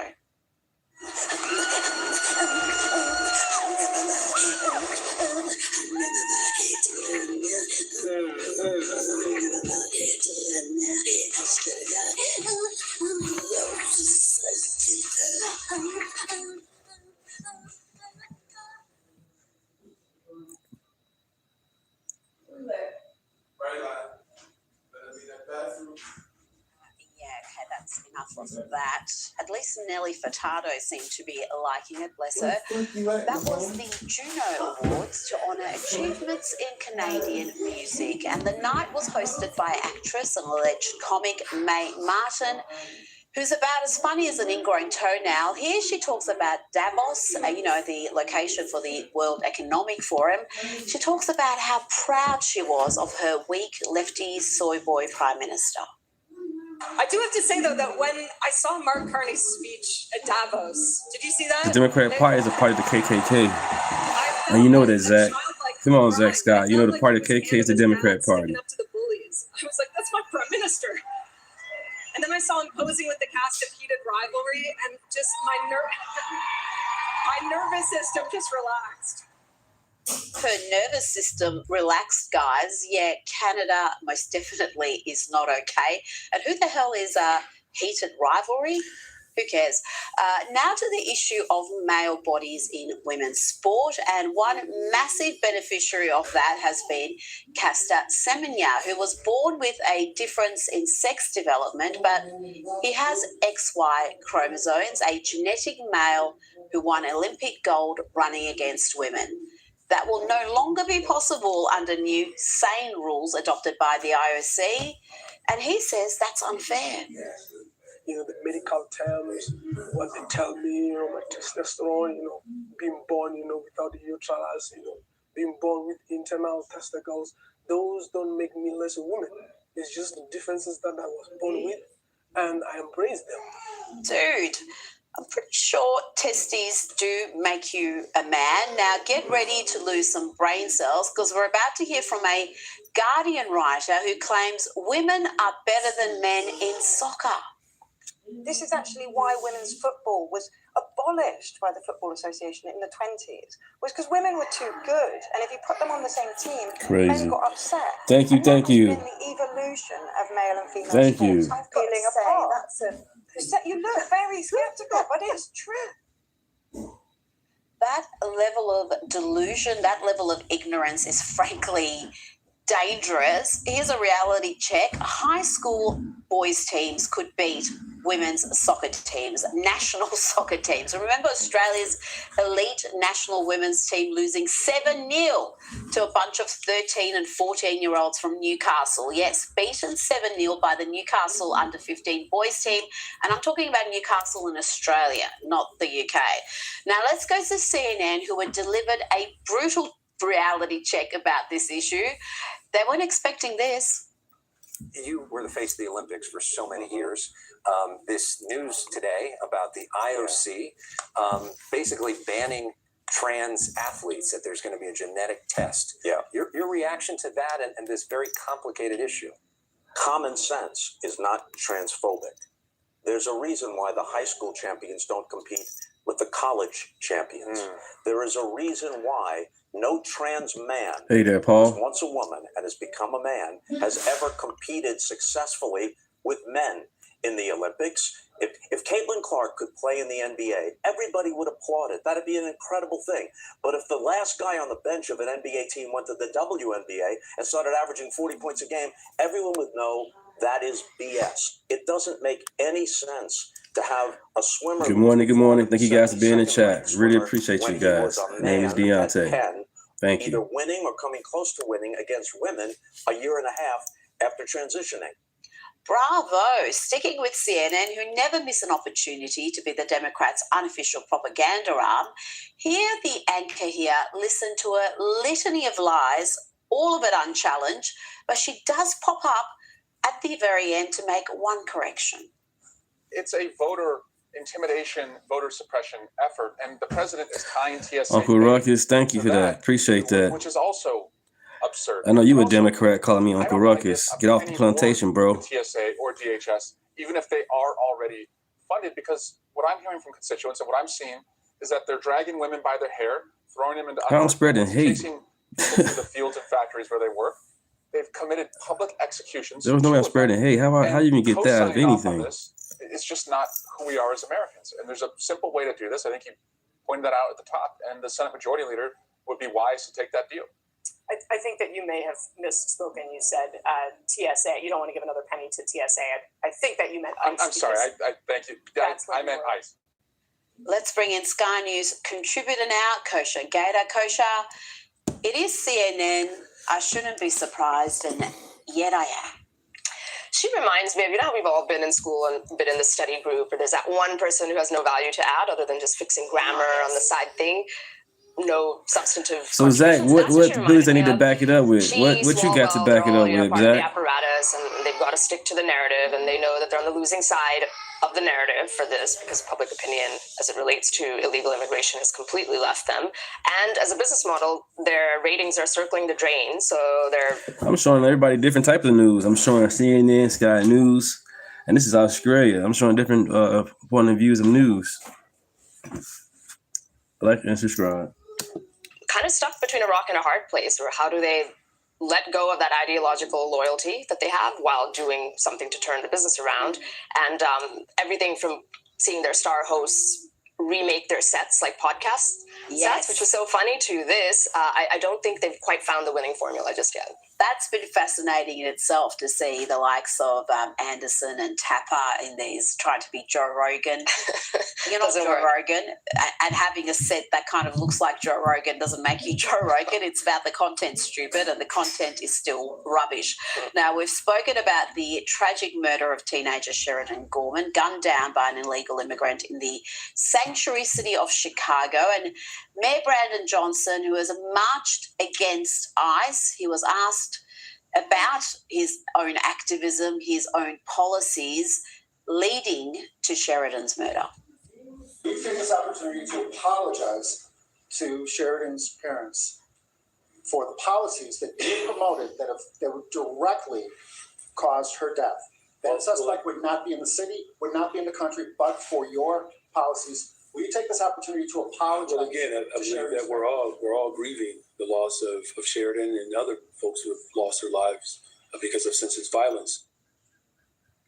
Kosha, he was happy marching against ICE. That was just last month. He even has made the snowplows in Chicago bear anti-ICE signage, like it's some massive joke. Right, abolish ICE. Does he have some responsibility for what happened to Sheridan Gorman? He does. I mean, he is one player, maybe a 2-bit player, but he is one player in the whole set of players on the chessboard that have led to this scenario over 40 years, well before his time, as he mentioned that, but certainly including him. As mayor of Chicago, he's the chief executive of the city. He can issue executive orders. That's one thing he can do, because he controls the logistics and how different departments, including the Chicago PD, cooperate or not with the feds. He very happily is continuing that policy that's been around for 80 years. They don't share information. If they happen to incidentally catch an illegal committing a lesser crime, they're meant to share that with ICE so that you can advance deportations. They don't do any of that on purpose. And the other way where he can make a difference is in public influence and shaping the narrative and talking about illegal immigration. Ratchik, his side has a playbook. It's been working because they have remained in power for 80 years. And whenever something like this happens, he'll just dodge and continue on his merry way. Now, many in the US are not even aware of this crime, the tragic, senseless murder of teenager Sheridan Gorman. Have a look at the limited coverage this crime has received on mainstream outlets like ABC, NBC, CBS. NBC devoted just 23 seconds to the story in a week. And this is something Caroline Leavitt, White House press secretary, addressed earlier today. Young, beautiful American woman whose life was taken short by an illegal alien who should have never been here in the first place, when we are in the middle of a battle on Capitol Hill with a major political party, the Democrat Party, who wants to defund the agency that is responsible for protecting Americans. I think her life was worth more than 23 seconds on cable television, and I think the people in this room have a responsibility to report on cases like this. And it's what you spoke about with CNN. It's this ideological position they have that determines what stories they cover, how they cover them, how much they cover them. I mean, this story, any day of the week, should be leading a news service. You've got an innocent teenager walking by the lake, being gunned down, and then you've got counsellors saying, oh, well, maybe she startled the shooter. I mean, and the victim blaming that went on immediately afterwards was disgusting, and yet the media is barely covering it. The only silver lining is the ratings for all of these networks are down, and also they are consolidated with a smaller and smaller and shrinking swath of society. It's basically the 65, 70 plus crowd that is watching cable news in general, certainly on TV, and also the big broadcast networks. So that's the only thing that, while they gave no coverage, 20 seconds or less, independent media has covered it and continues to cover these things quite a bit. They are winning bit by bit. It's just leading to this very fragmented electorate where you've got people in these echo chambers, and the ones who participate in digital media and independent media know what's going on and see these stories, and the ones who are still only watching news on television don't. And it's almost like there's two Americas taking place at the same time, two movies on one screen. Now let's talk about the conflict in Iran. And overnight, President Trump made all sorts of threats to the Iranian regime, including destroying Iran's energy plants and oil wells. if it does not reopen the Strait of Hormuz. Tell me about the choices the US is facing now, Kosha, because the Iranian regime seems to have a death wish. They're being absolutely decimated, but they're continuing. They're refusing to do a deal. Is the US going to have to seriously consider ground troops, or is that just such an unpalatable idea domestically that they're going to have to come to some sort of a deal to exit this conflict? That is the question. I think the answer is kind of both. I hate to say it because it is very unpalatable domestically. Everybody fears that you're just going down that or up that escalatory ladder, getting sucked into quagmire. It's just even more unpalatable given that it is the Trump administration which campaigned against doing that. But the more they're in this, and Iran has showed that they are a clever adversary and they know what their cards are. They know they control the Strait of Hormuz and how important that is for global energy markets and everything else. And they are really playing that card to the hilt. So we're sort of in this very tough position. If you just look at the deployments that are happening, it looks as though, dare I say, boots on the ground is certainly becoming a more and more real possibility. But then Trump is always giving mixed messages. So even this statement that you read that he gave, he sort of ended in a different way from where he began. So he's keeping everybody guessing. We don't know. Ultimately, Good morning, Brian. Good morning. Take an off-ramp, claim victory for whatever has been achieved so far, or stay and keep trying to do a deal, which is kind of tends to always be his comfort zone, or you're going down that escalatory ladder, and then we just don't know, what happens from there. Is it 3,000 troops? Is it 100,000 troops? Is it 3 weeks? Is it 3 months? Nobody knows, and it's a whole new situation. Well, the goalposts keep shifting as well. Initially, the death of the Ayatollah, that was a huge coup. That was possibly, you could say, we've achieved what we wanted to achieve and we've eliminated their nuclear capacity. That was the primary reason to start this conflict against the Iranian regime. But now the goals seem to have shifted. Now, unless there is regime change, then there's a viewpoint that, well, mission unaccomplished. It hasn't helped. So it started with, we don't want them to get nukes. But then the word President Trump used after Operation Midnight Hammer a year ago was they've been obliterated. That was the word that he used. So then everybody's like, well, then why did we have to go back in? Then it shifted to, well, we don't want them to enrich, which is kind of what they're talking about now. Yeah. At some point, it was the Ayatollah and taking out the regime. Then it was, we're going to sink the Navy and destroy their air capacity, which has happened.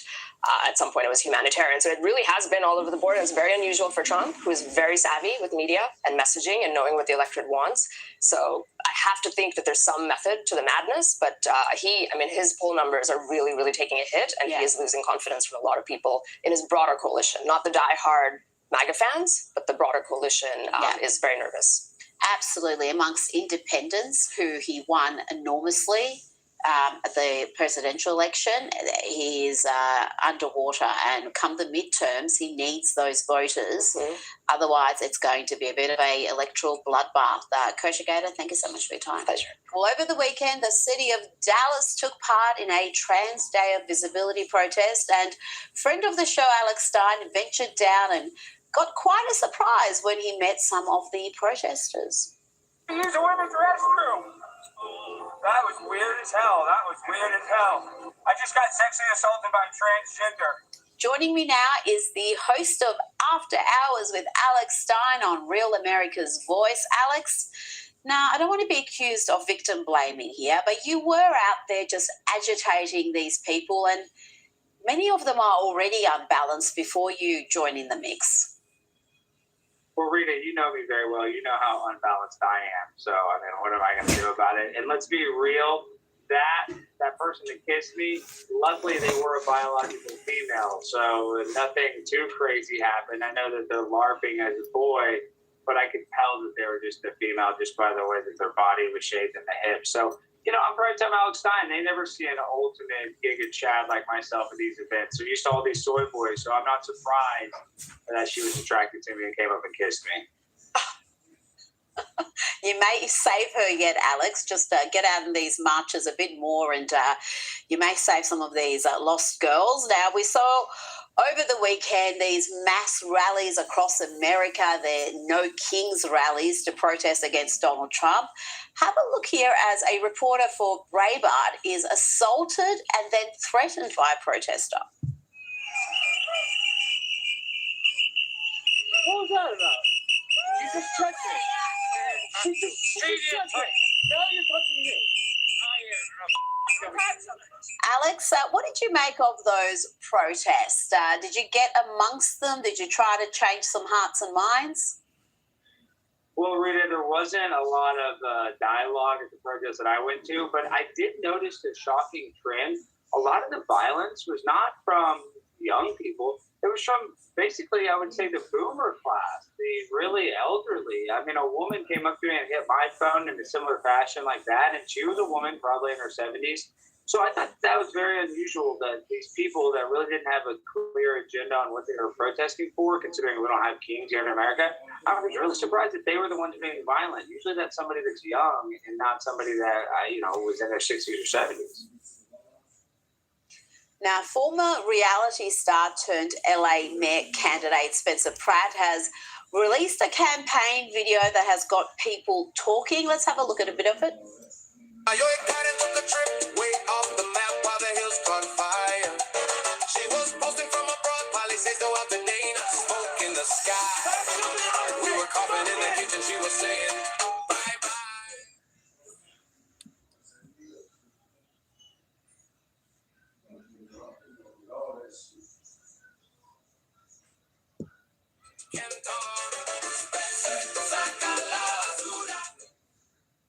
Latinos for Pratt, I've got to say, it's got a bit of a vibe to it.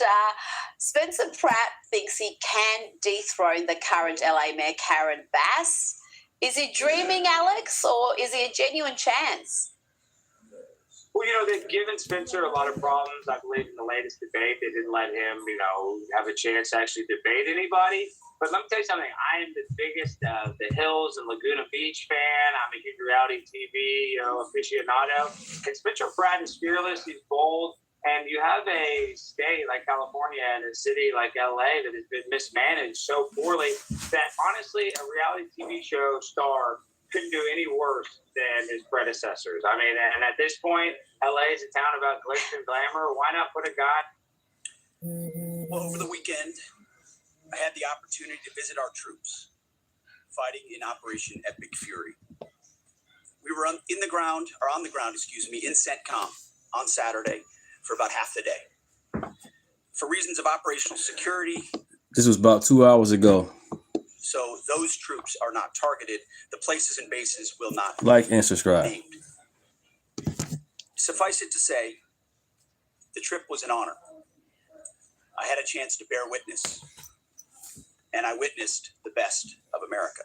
Thank you, guys. Thank you. I witnessed warriors, a brotherhood of men and women, warriors all, active duty, guard, and reserve, united in their love for each other, their shared purpose, and their commitment to the mission. I witnessed sheer competency.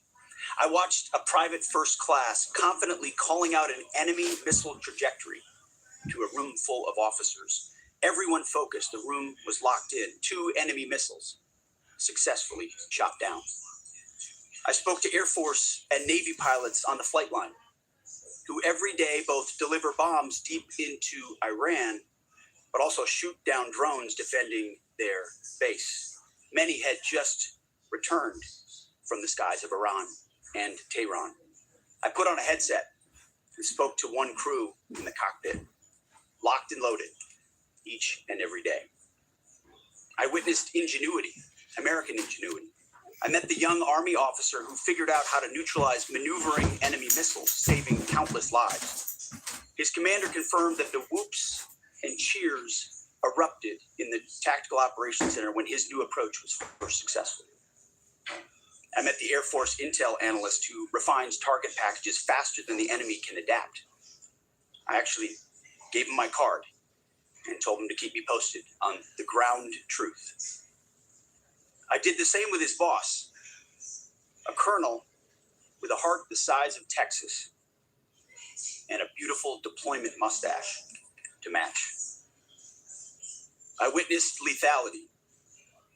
I met a junior airman as the sun was going down and a chill was setting on the tarmac, who, when asked what they needed, she simply looked up at me with a sly smile on her face and said, "More bombs, sir."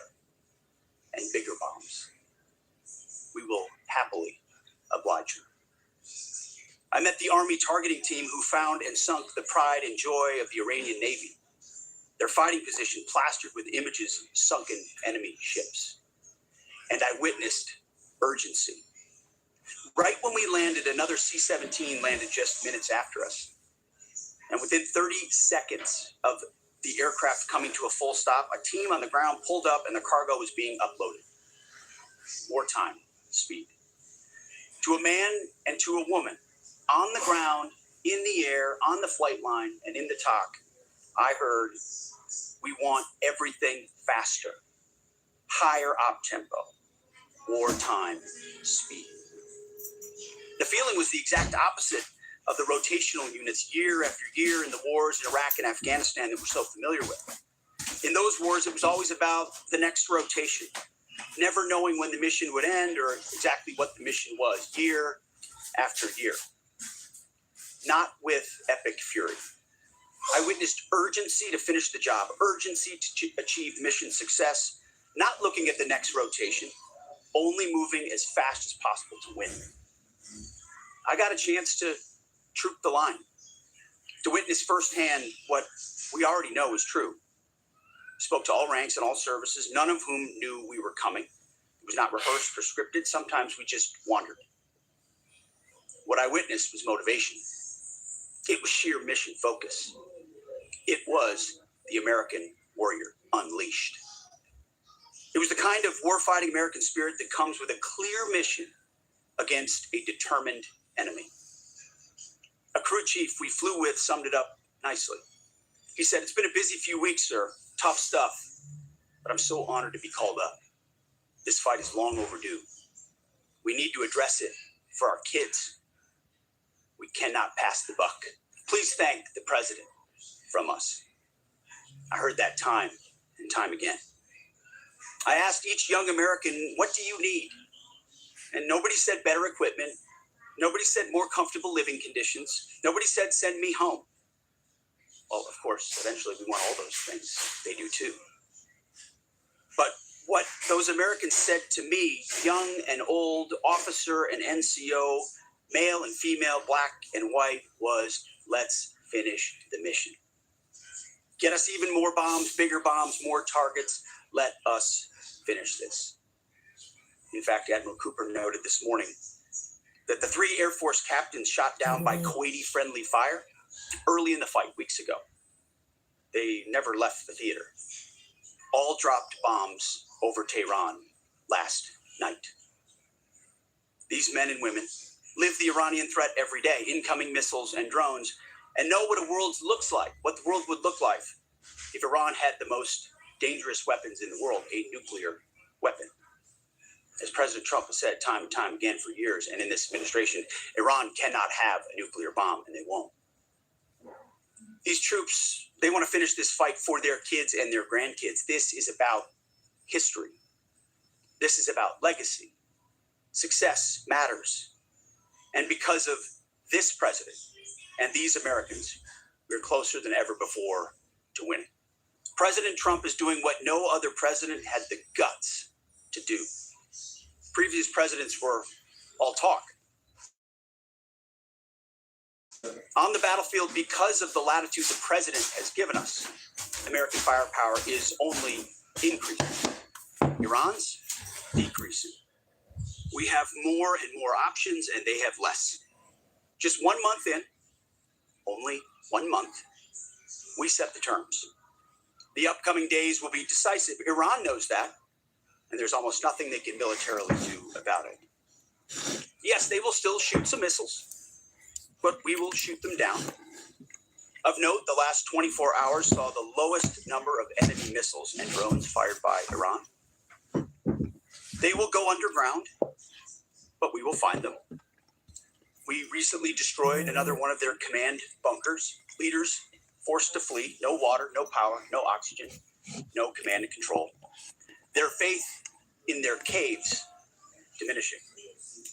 The latest intel is clear out of CENTCOM. Our strikes are damaging the morale of the Iranian military, leading to widespread desertions, key personnel shortages, and causing frustrations amongst senior leaders. Just last night, we had 200 dynamic strikes alone. Dynamic strike is a strike where a pilot leaves, and during their flight, they get a new target set based on real-time intel.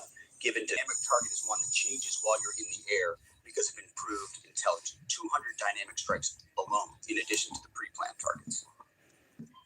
The video the president posted last night of Esfahan, an ammo depot struck by U.S. bombers. You see, you don't get to see many of those videos because, as a reminder, Iran has still shut off the internet to 99.9% of its population. Wow. But if Iran is wise, they will cut a deal. President Trump doesn't bluff and he does not back down. You can ask Khomeini about that. The new Iranian regime should know that by now. This new regime, because regime change has occurred, should be wiser than the last. President Trump will make a deal he is willing. And the terms of the deal are known to them. If Iran is not willing, then the United States War Department will continue with even more intensity. Standing here this morning in this briefing room, in my mind's eye, I'm actually looking out at the groups I met this weekend. The pilots, the logisticians, the intel analysts, the targeters, the sustainers, the flight crews, the air defenders, the base security, those maintainers who we walked up By the Secretary of at War sunset versus Trump. with the Secretary of chill War. in the air on the flight line. May God watch over all of them, each day and each night. May his almighty and eternal arms of providence stretch over them and protect them and bring them peace.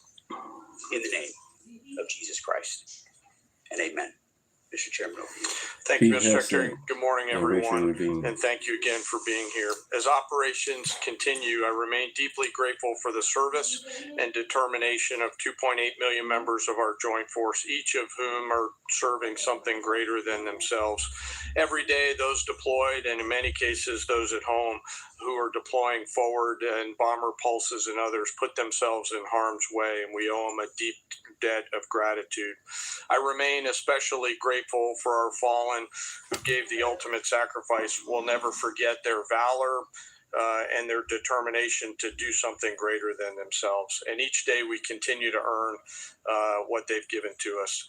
This morning, I want to share that yesterday the Joint Force had the honor of participating in the burial of Colonel Clarence Emil Bud Anderson, who passed away in May of 2024 at the ripe old age of 102. He was laid to rest in Arlington Cemetery yesterday morning alongside his wife of 70 years, Eleanor, who he married on February 23rd, 1945. She passed away in 2015 at the age of 92. Bud, yesterday, a legend to our Air Force and fighter pilots everywhere, was honored with a combination. This is Joe Biden administration right here. Look at this. Warship of people. Look at this. This is Joe Biden administration. Look at this. Look at this. Big difference. Really? P-51 Mustangs. He was one of the most prolific flying aces of World War II and the highest scoring P-51 ace with 16 and a quarter kills in his squadron and in his group. And he served from 1942 to 1972. And his last combat tour was flying F-104 Thunder Chiefs over North Vietnam. For anyone that had the chance to meet Colonel Anderson, you knew what They had that person in charge. man he was. They don't know what the heck they are. True for each and every one of our World War II vets who become fewer and fewer with each passing day. They are the greatest generation and give us the gift of an incredible example as we execute Operation Epic Fury today. And Colonel Anderson, we we mourn for your loss and remember that smile on the right side as you went out to do our nation's business. I'd like to now share an operational update.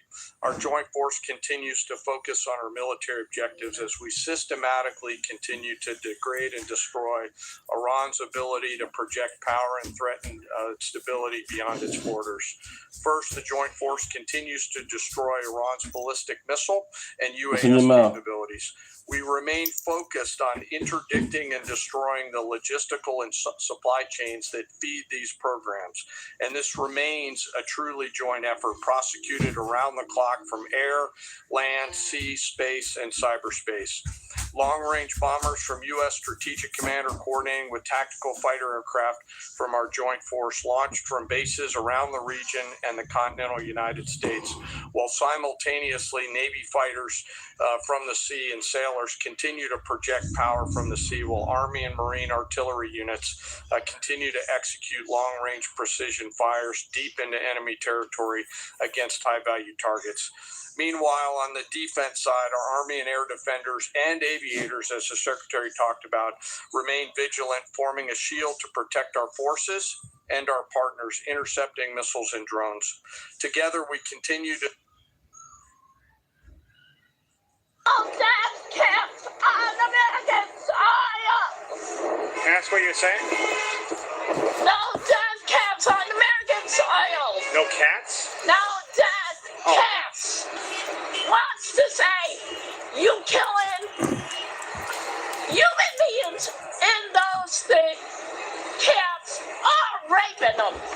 What? They doing what Hitler did. What's going It's on, all guys? Welcome good. back. It's all Man, good. we are all the Elephant family. I appreciate you clicking the play button. The only price of admission for our videos is to simply hit the like button. And I would love to know who you are in the comment section as well.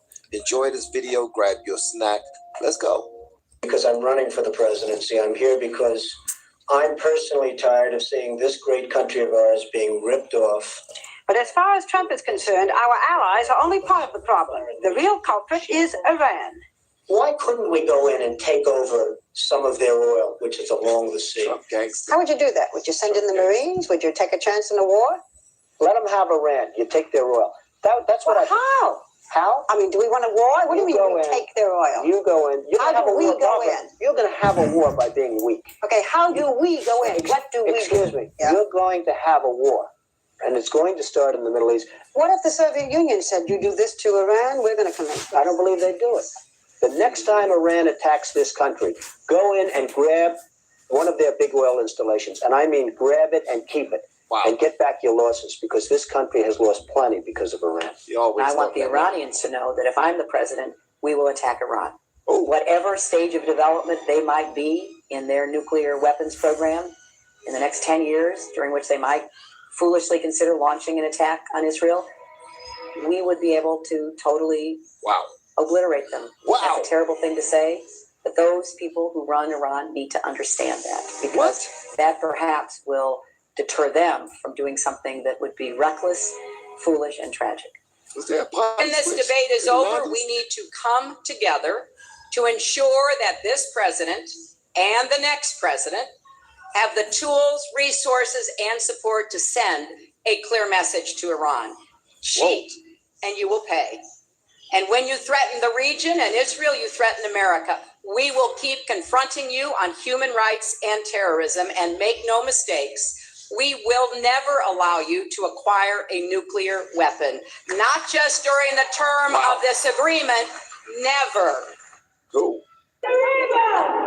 Now, that blows my mind, because I thought that Hillary Clinton and the Democrats did not want there to be a war. They was like, they're not close to getting a nuclear weapon. What are you talking about? You're making this up. Why are you trying to say that they're close? They're not close. They really aren't close. We got videos of Chuck Schumer back in the day talking about, we need to take it to Iran.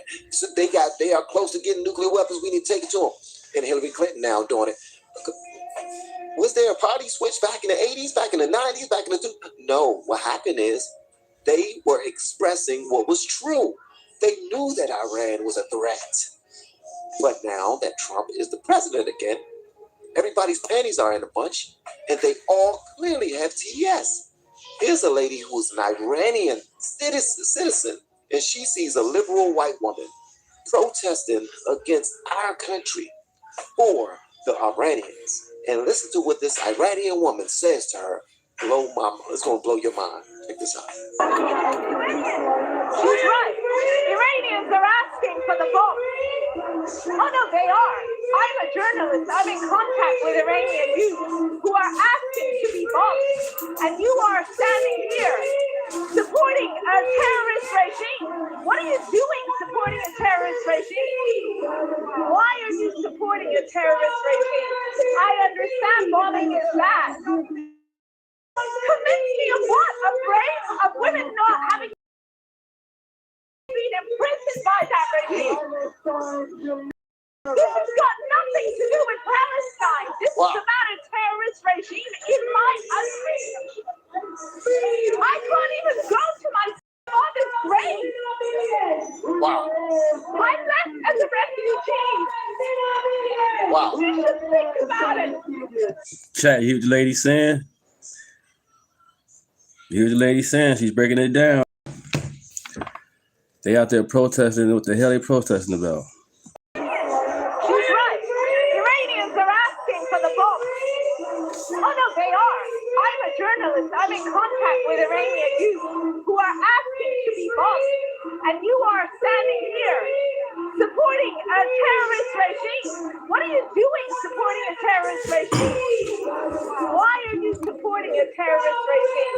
I understand. Hero, everybody is welcome, Hero. You know what I'm saying? I'm a Trump supporter. It's all good. Everybody is welcome, man. America first. I've been imprisoned by that regime. This has got nothing to do with Palestine. This is about a terrorist regime in my country. I can't even go. There's all type of people in the chat. Democrat, people who voted Kamala, people don't know who the woman is. There's all types of people in the chat. The people first. Yeah, the people, yeah.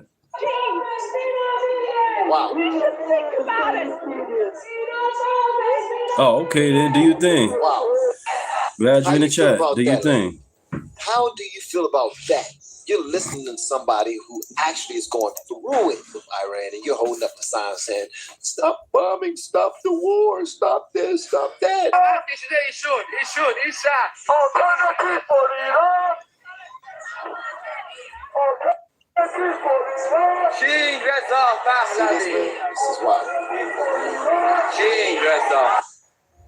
This is when you're proud of your country.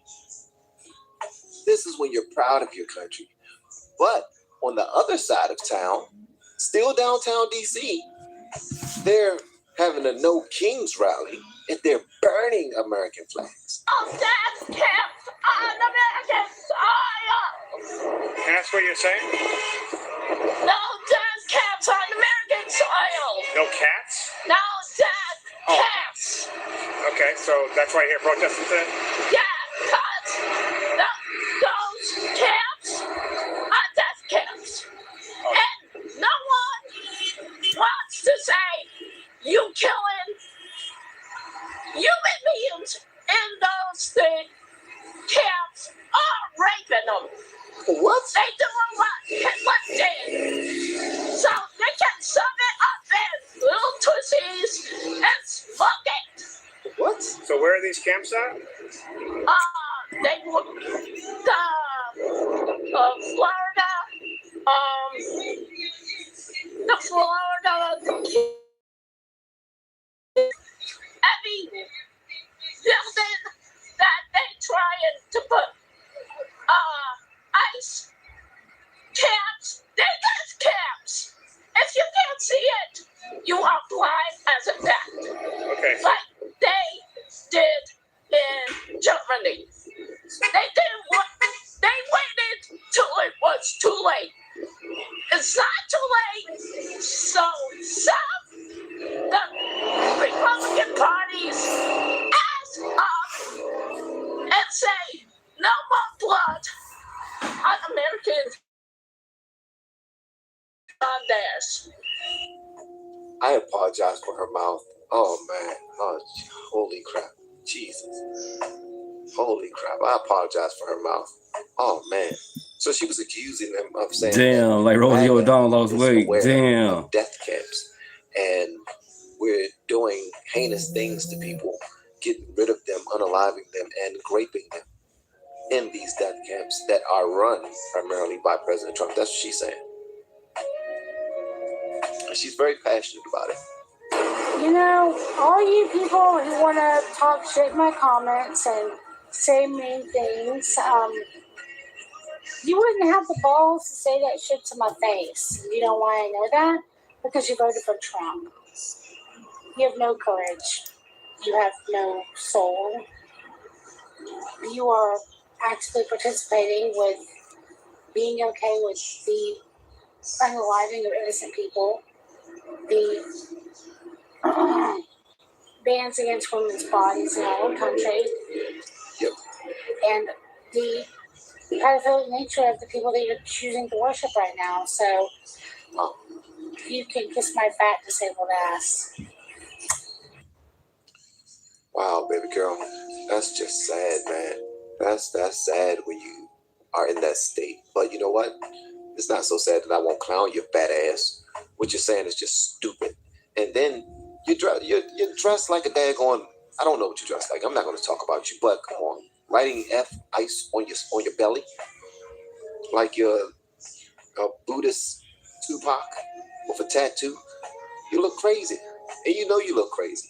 And I guess you're really leaning into your identity because that's something that's encouraged on the loony side, which is the Democrats. The Democrat Party is absolutely slow, to say the least. Something is wrong with them. And they encourage you to continue to be just as slow as they are. You're just as foolish as they are.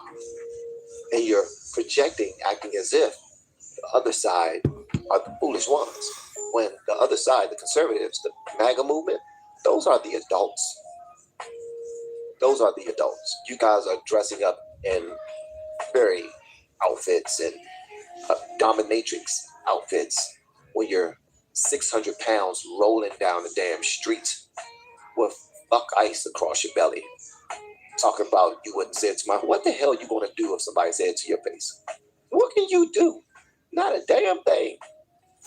Not near one thing. But you know won't nobody do anything because they will feel sorry for you. But you're going to say...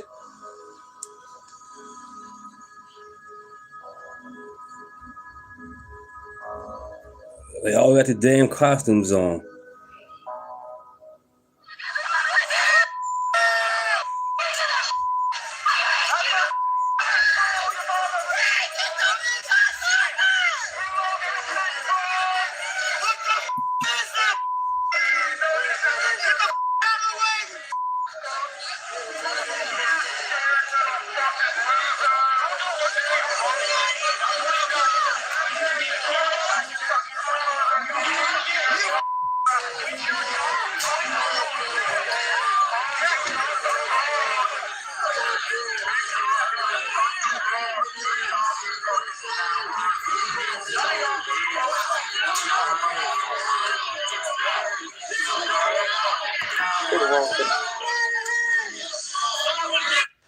Why you put on costumes to go protest? It's like it's a clown show. If the protest is gonna be serious, be serious. Why you gotta dress like a clown? Costumes and mask and all that. That's crazy.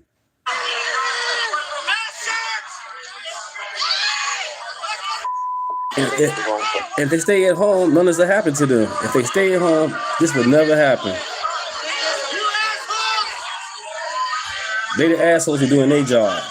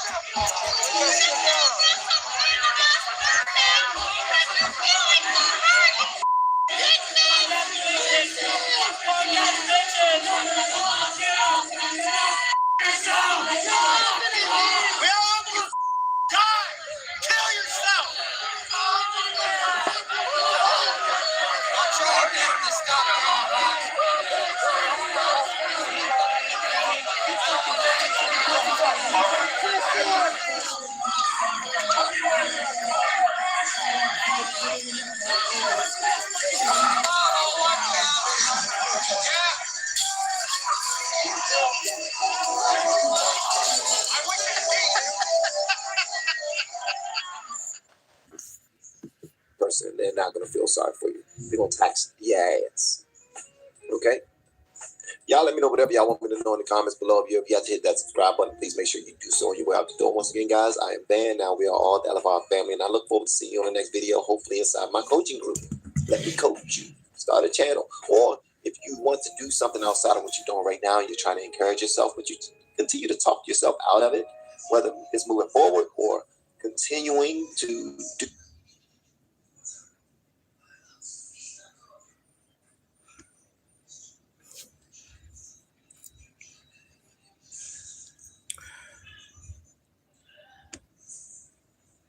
Do you plan on having the baby in Michigan? That's fine. And how are you going to pay for it? And we can move on. Okay. So answer the question, please. Fine. Yes. So if she can have a baby in Michigan, yes. Fine. Okay. If we can pay for it. But if we cannot pay for it, then we leave it. Okay, very good. Was that your intention when you guys traveled from Nigeria? You knew that, is that right? You knew that that's what was going to happen? Yeah, we knew it. Okay, were you nervous to tell me that? Yeah, because we didn't know what. No problem. I appreciate you telling me the truth. What are they going to do with us? You know? We'll figure it out. Yeah. You know, we're going to move to the next step. We'll figure it out. Do you plan on having the baby in Michigan? That's fine. So there you heard a situation where a young lady from Nigeria was traveling here to the good old United States of America and was going to Michigan. She's pregnant. She planned on having the baby here, which you heard her admit to. But then you heard her say, well, if we can't afford it, then we'll just go back. Do you really think she went back?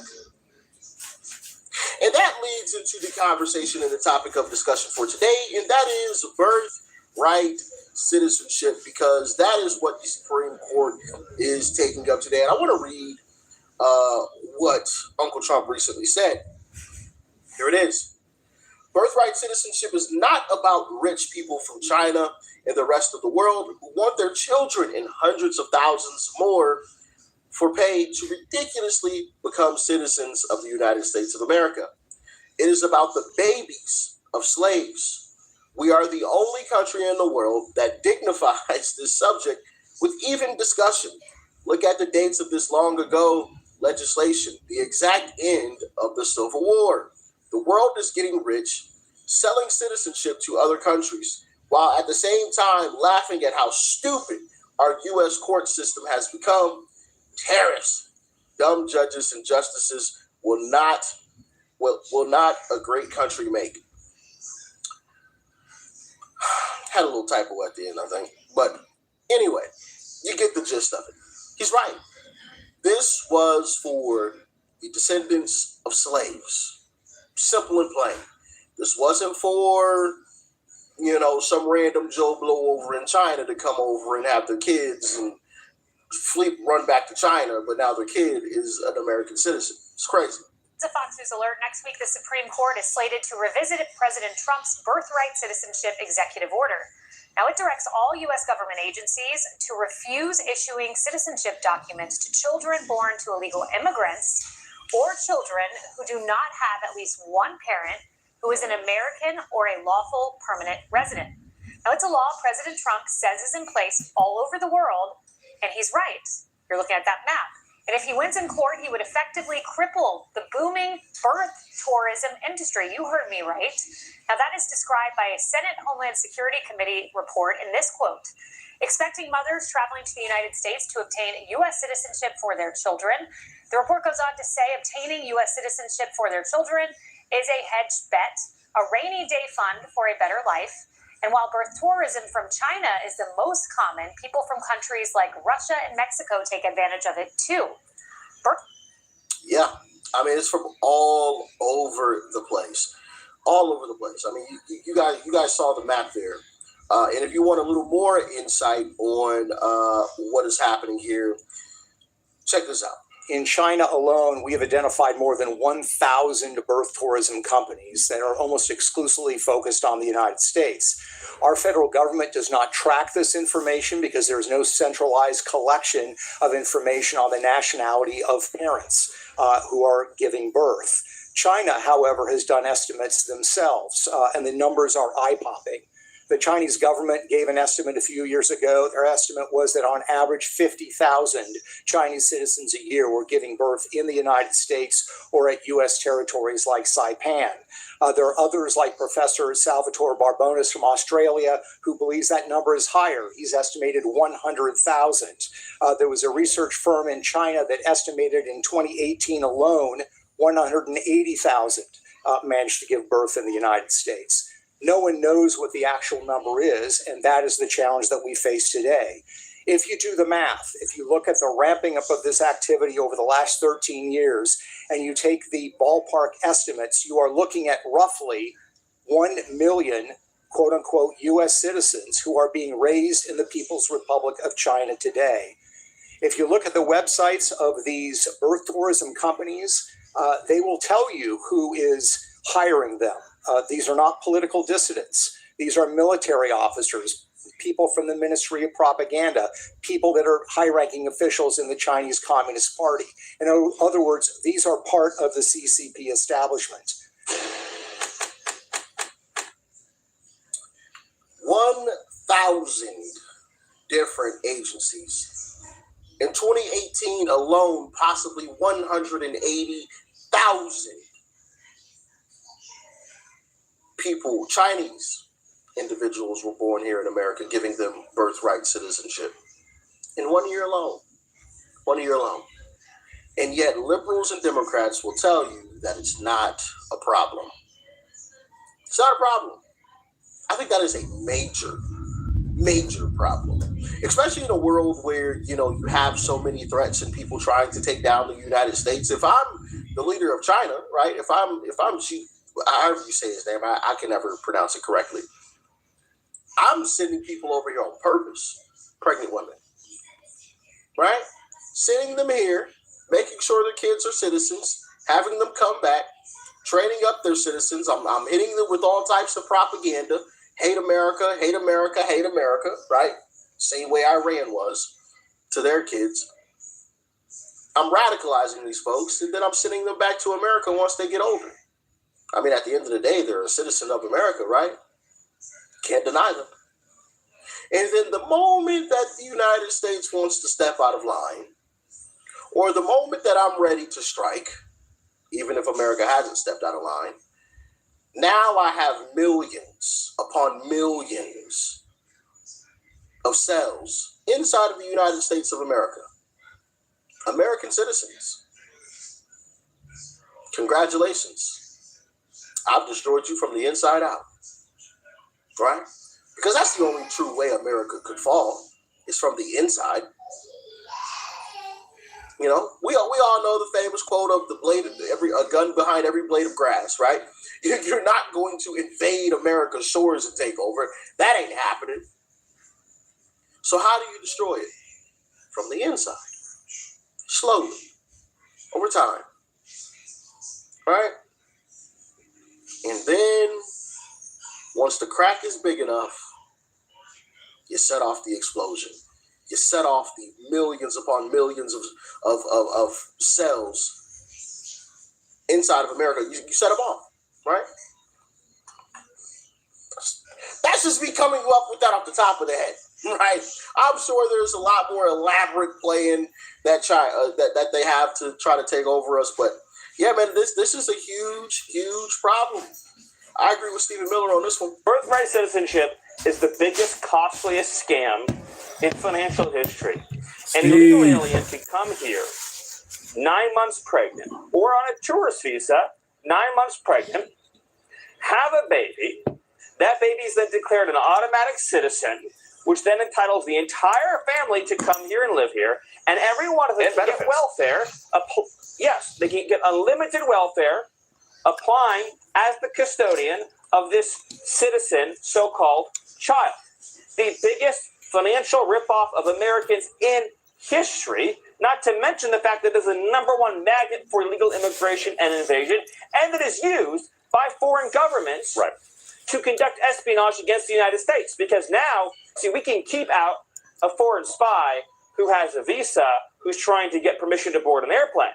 But what happens when a foreign government uses this ridiculous birthright scam in order to create automatic citizens who then grow up as assets of a foreign government? So it's a major national security threat. The 14th Amendment, the provisions in question were ratified for the children of freed slaves. You can go read the minutes of the debate. They were talking about the children of freed slaves after the Civil War. Yeah, no, you're the 100% idea right. that this was meant to provide illegal alien children with automatic citizenship. Do you really think that in the 19th century, 3/4 of states all got together to pass an amendment to say that people that Congress has forbidden from entering here can have automatic children citizens? I mean, the idea is so far beyond even the outer limits of imagination.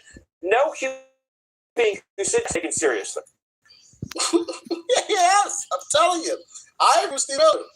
Right? This is absolutely ridiculous. This shouldn't even be a question. This shouldn't even be a question. But if I'm being completely honest, I see this as like a 70-30 type of deal. Maybe 60-40.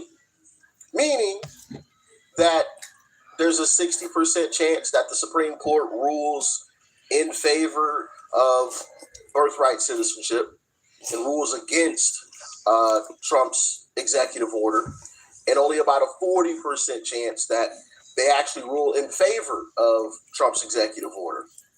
If I'm just being completely honest. With all of that being said, if I'm just being honest, which, hey, I'm always keeping 100 with y'all, it's more than likely going to fail.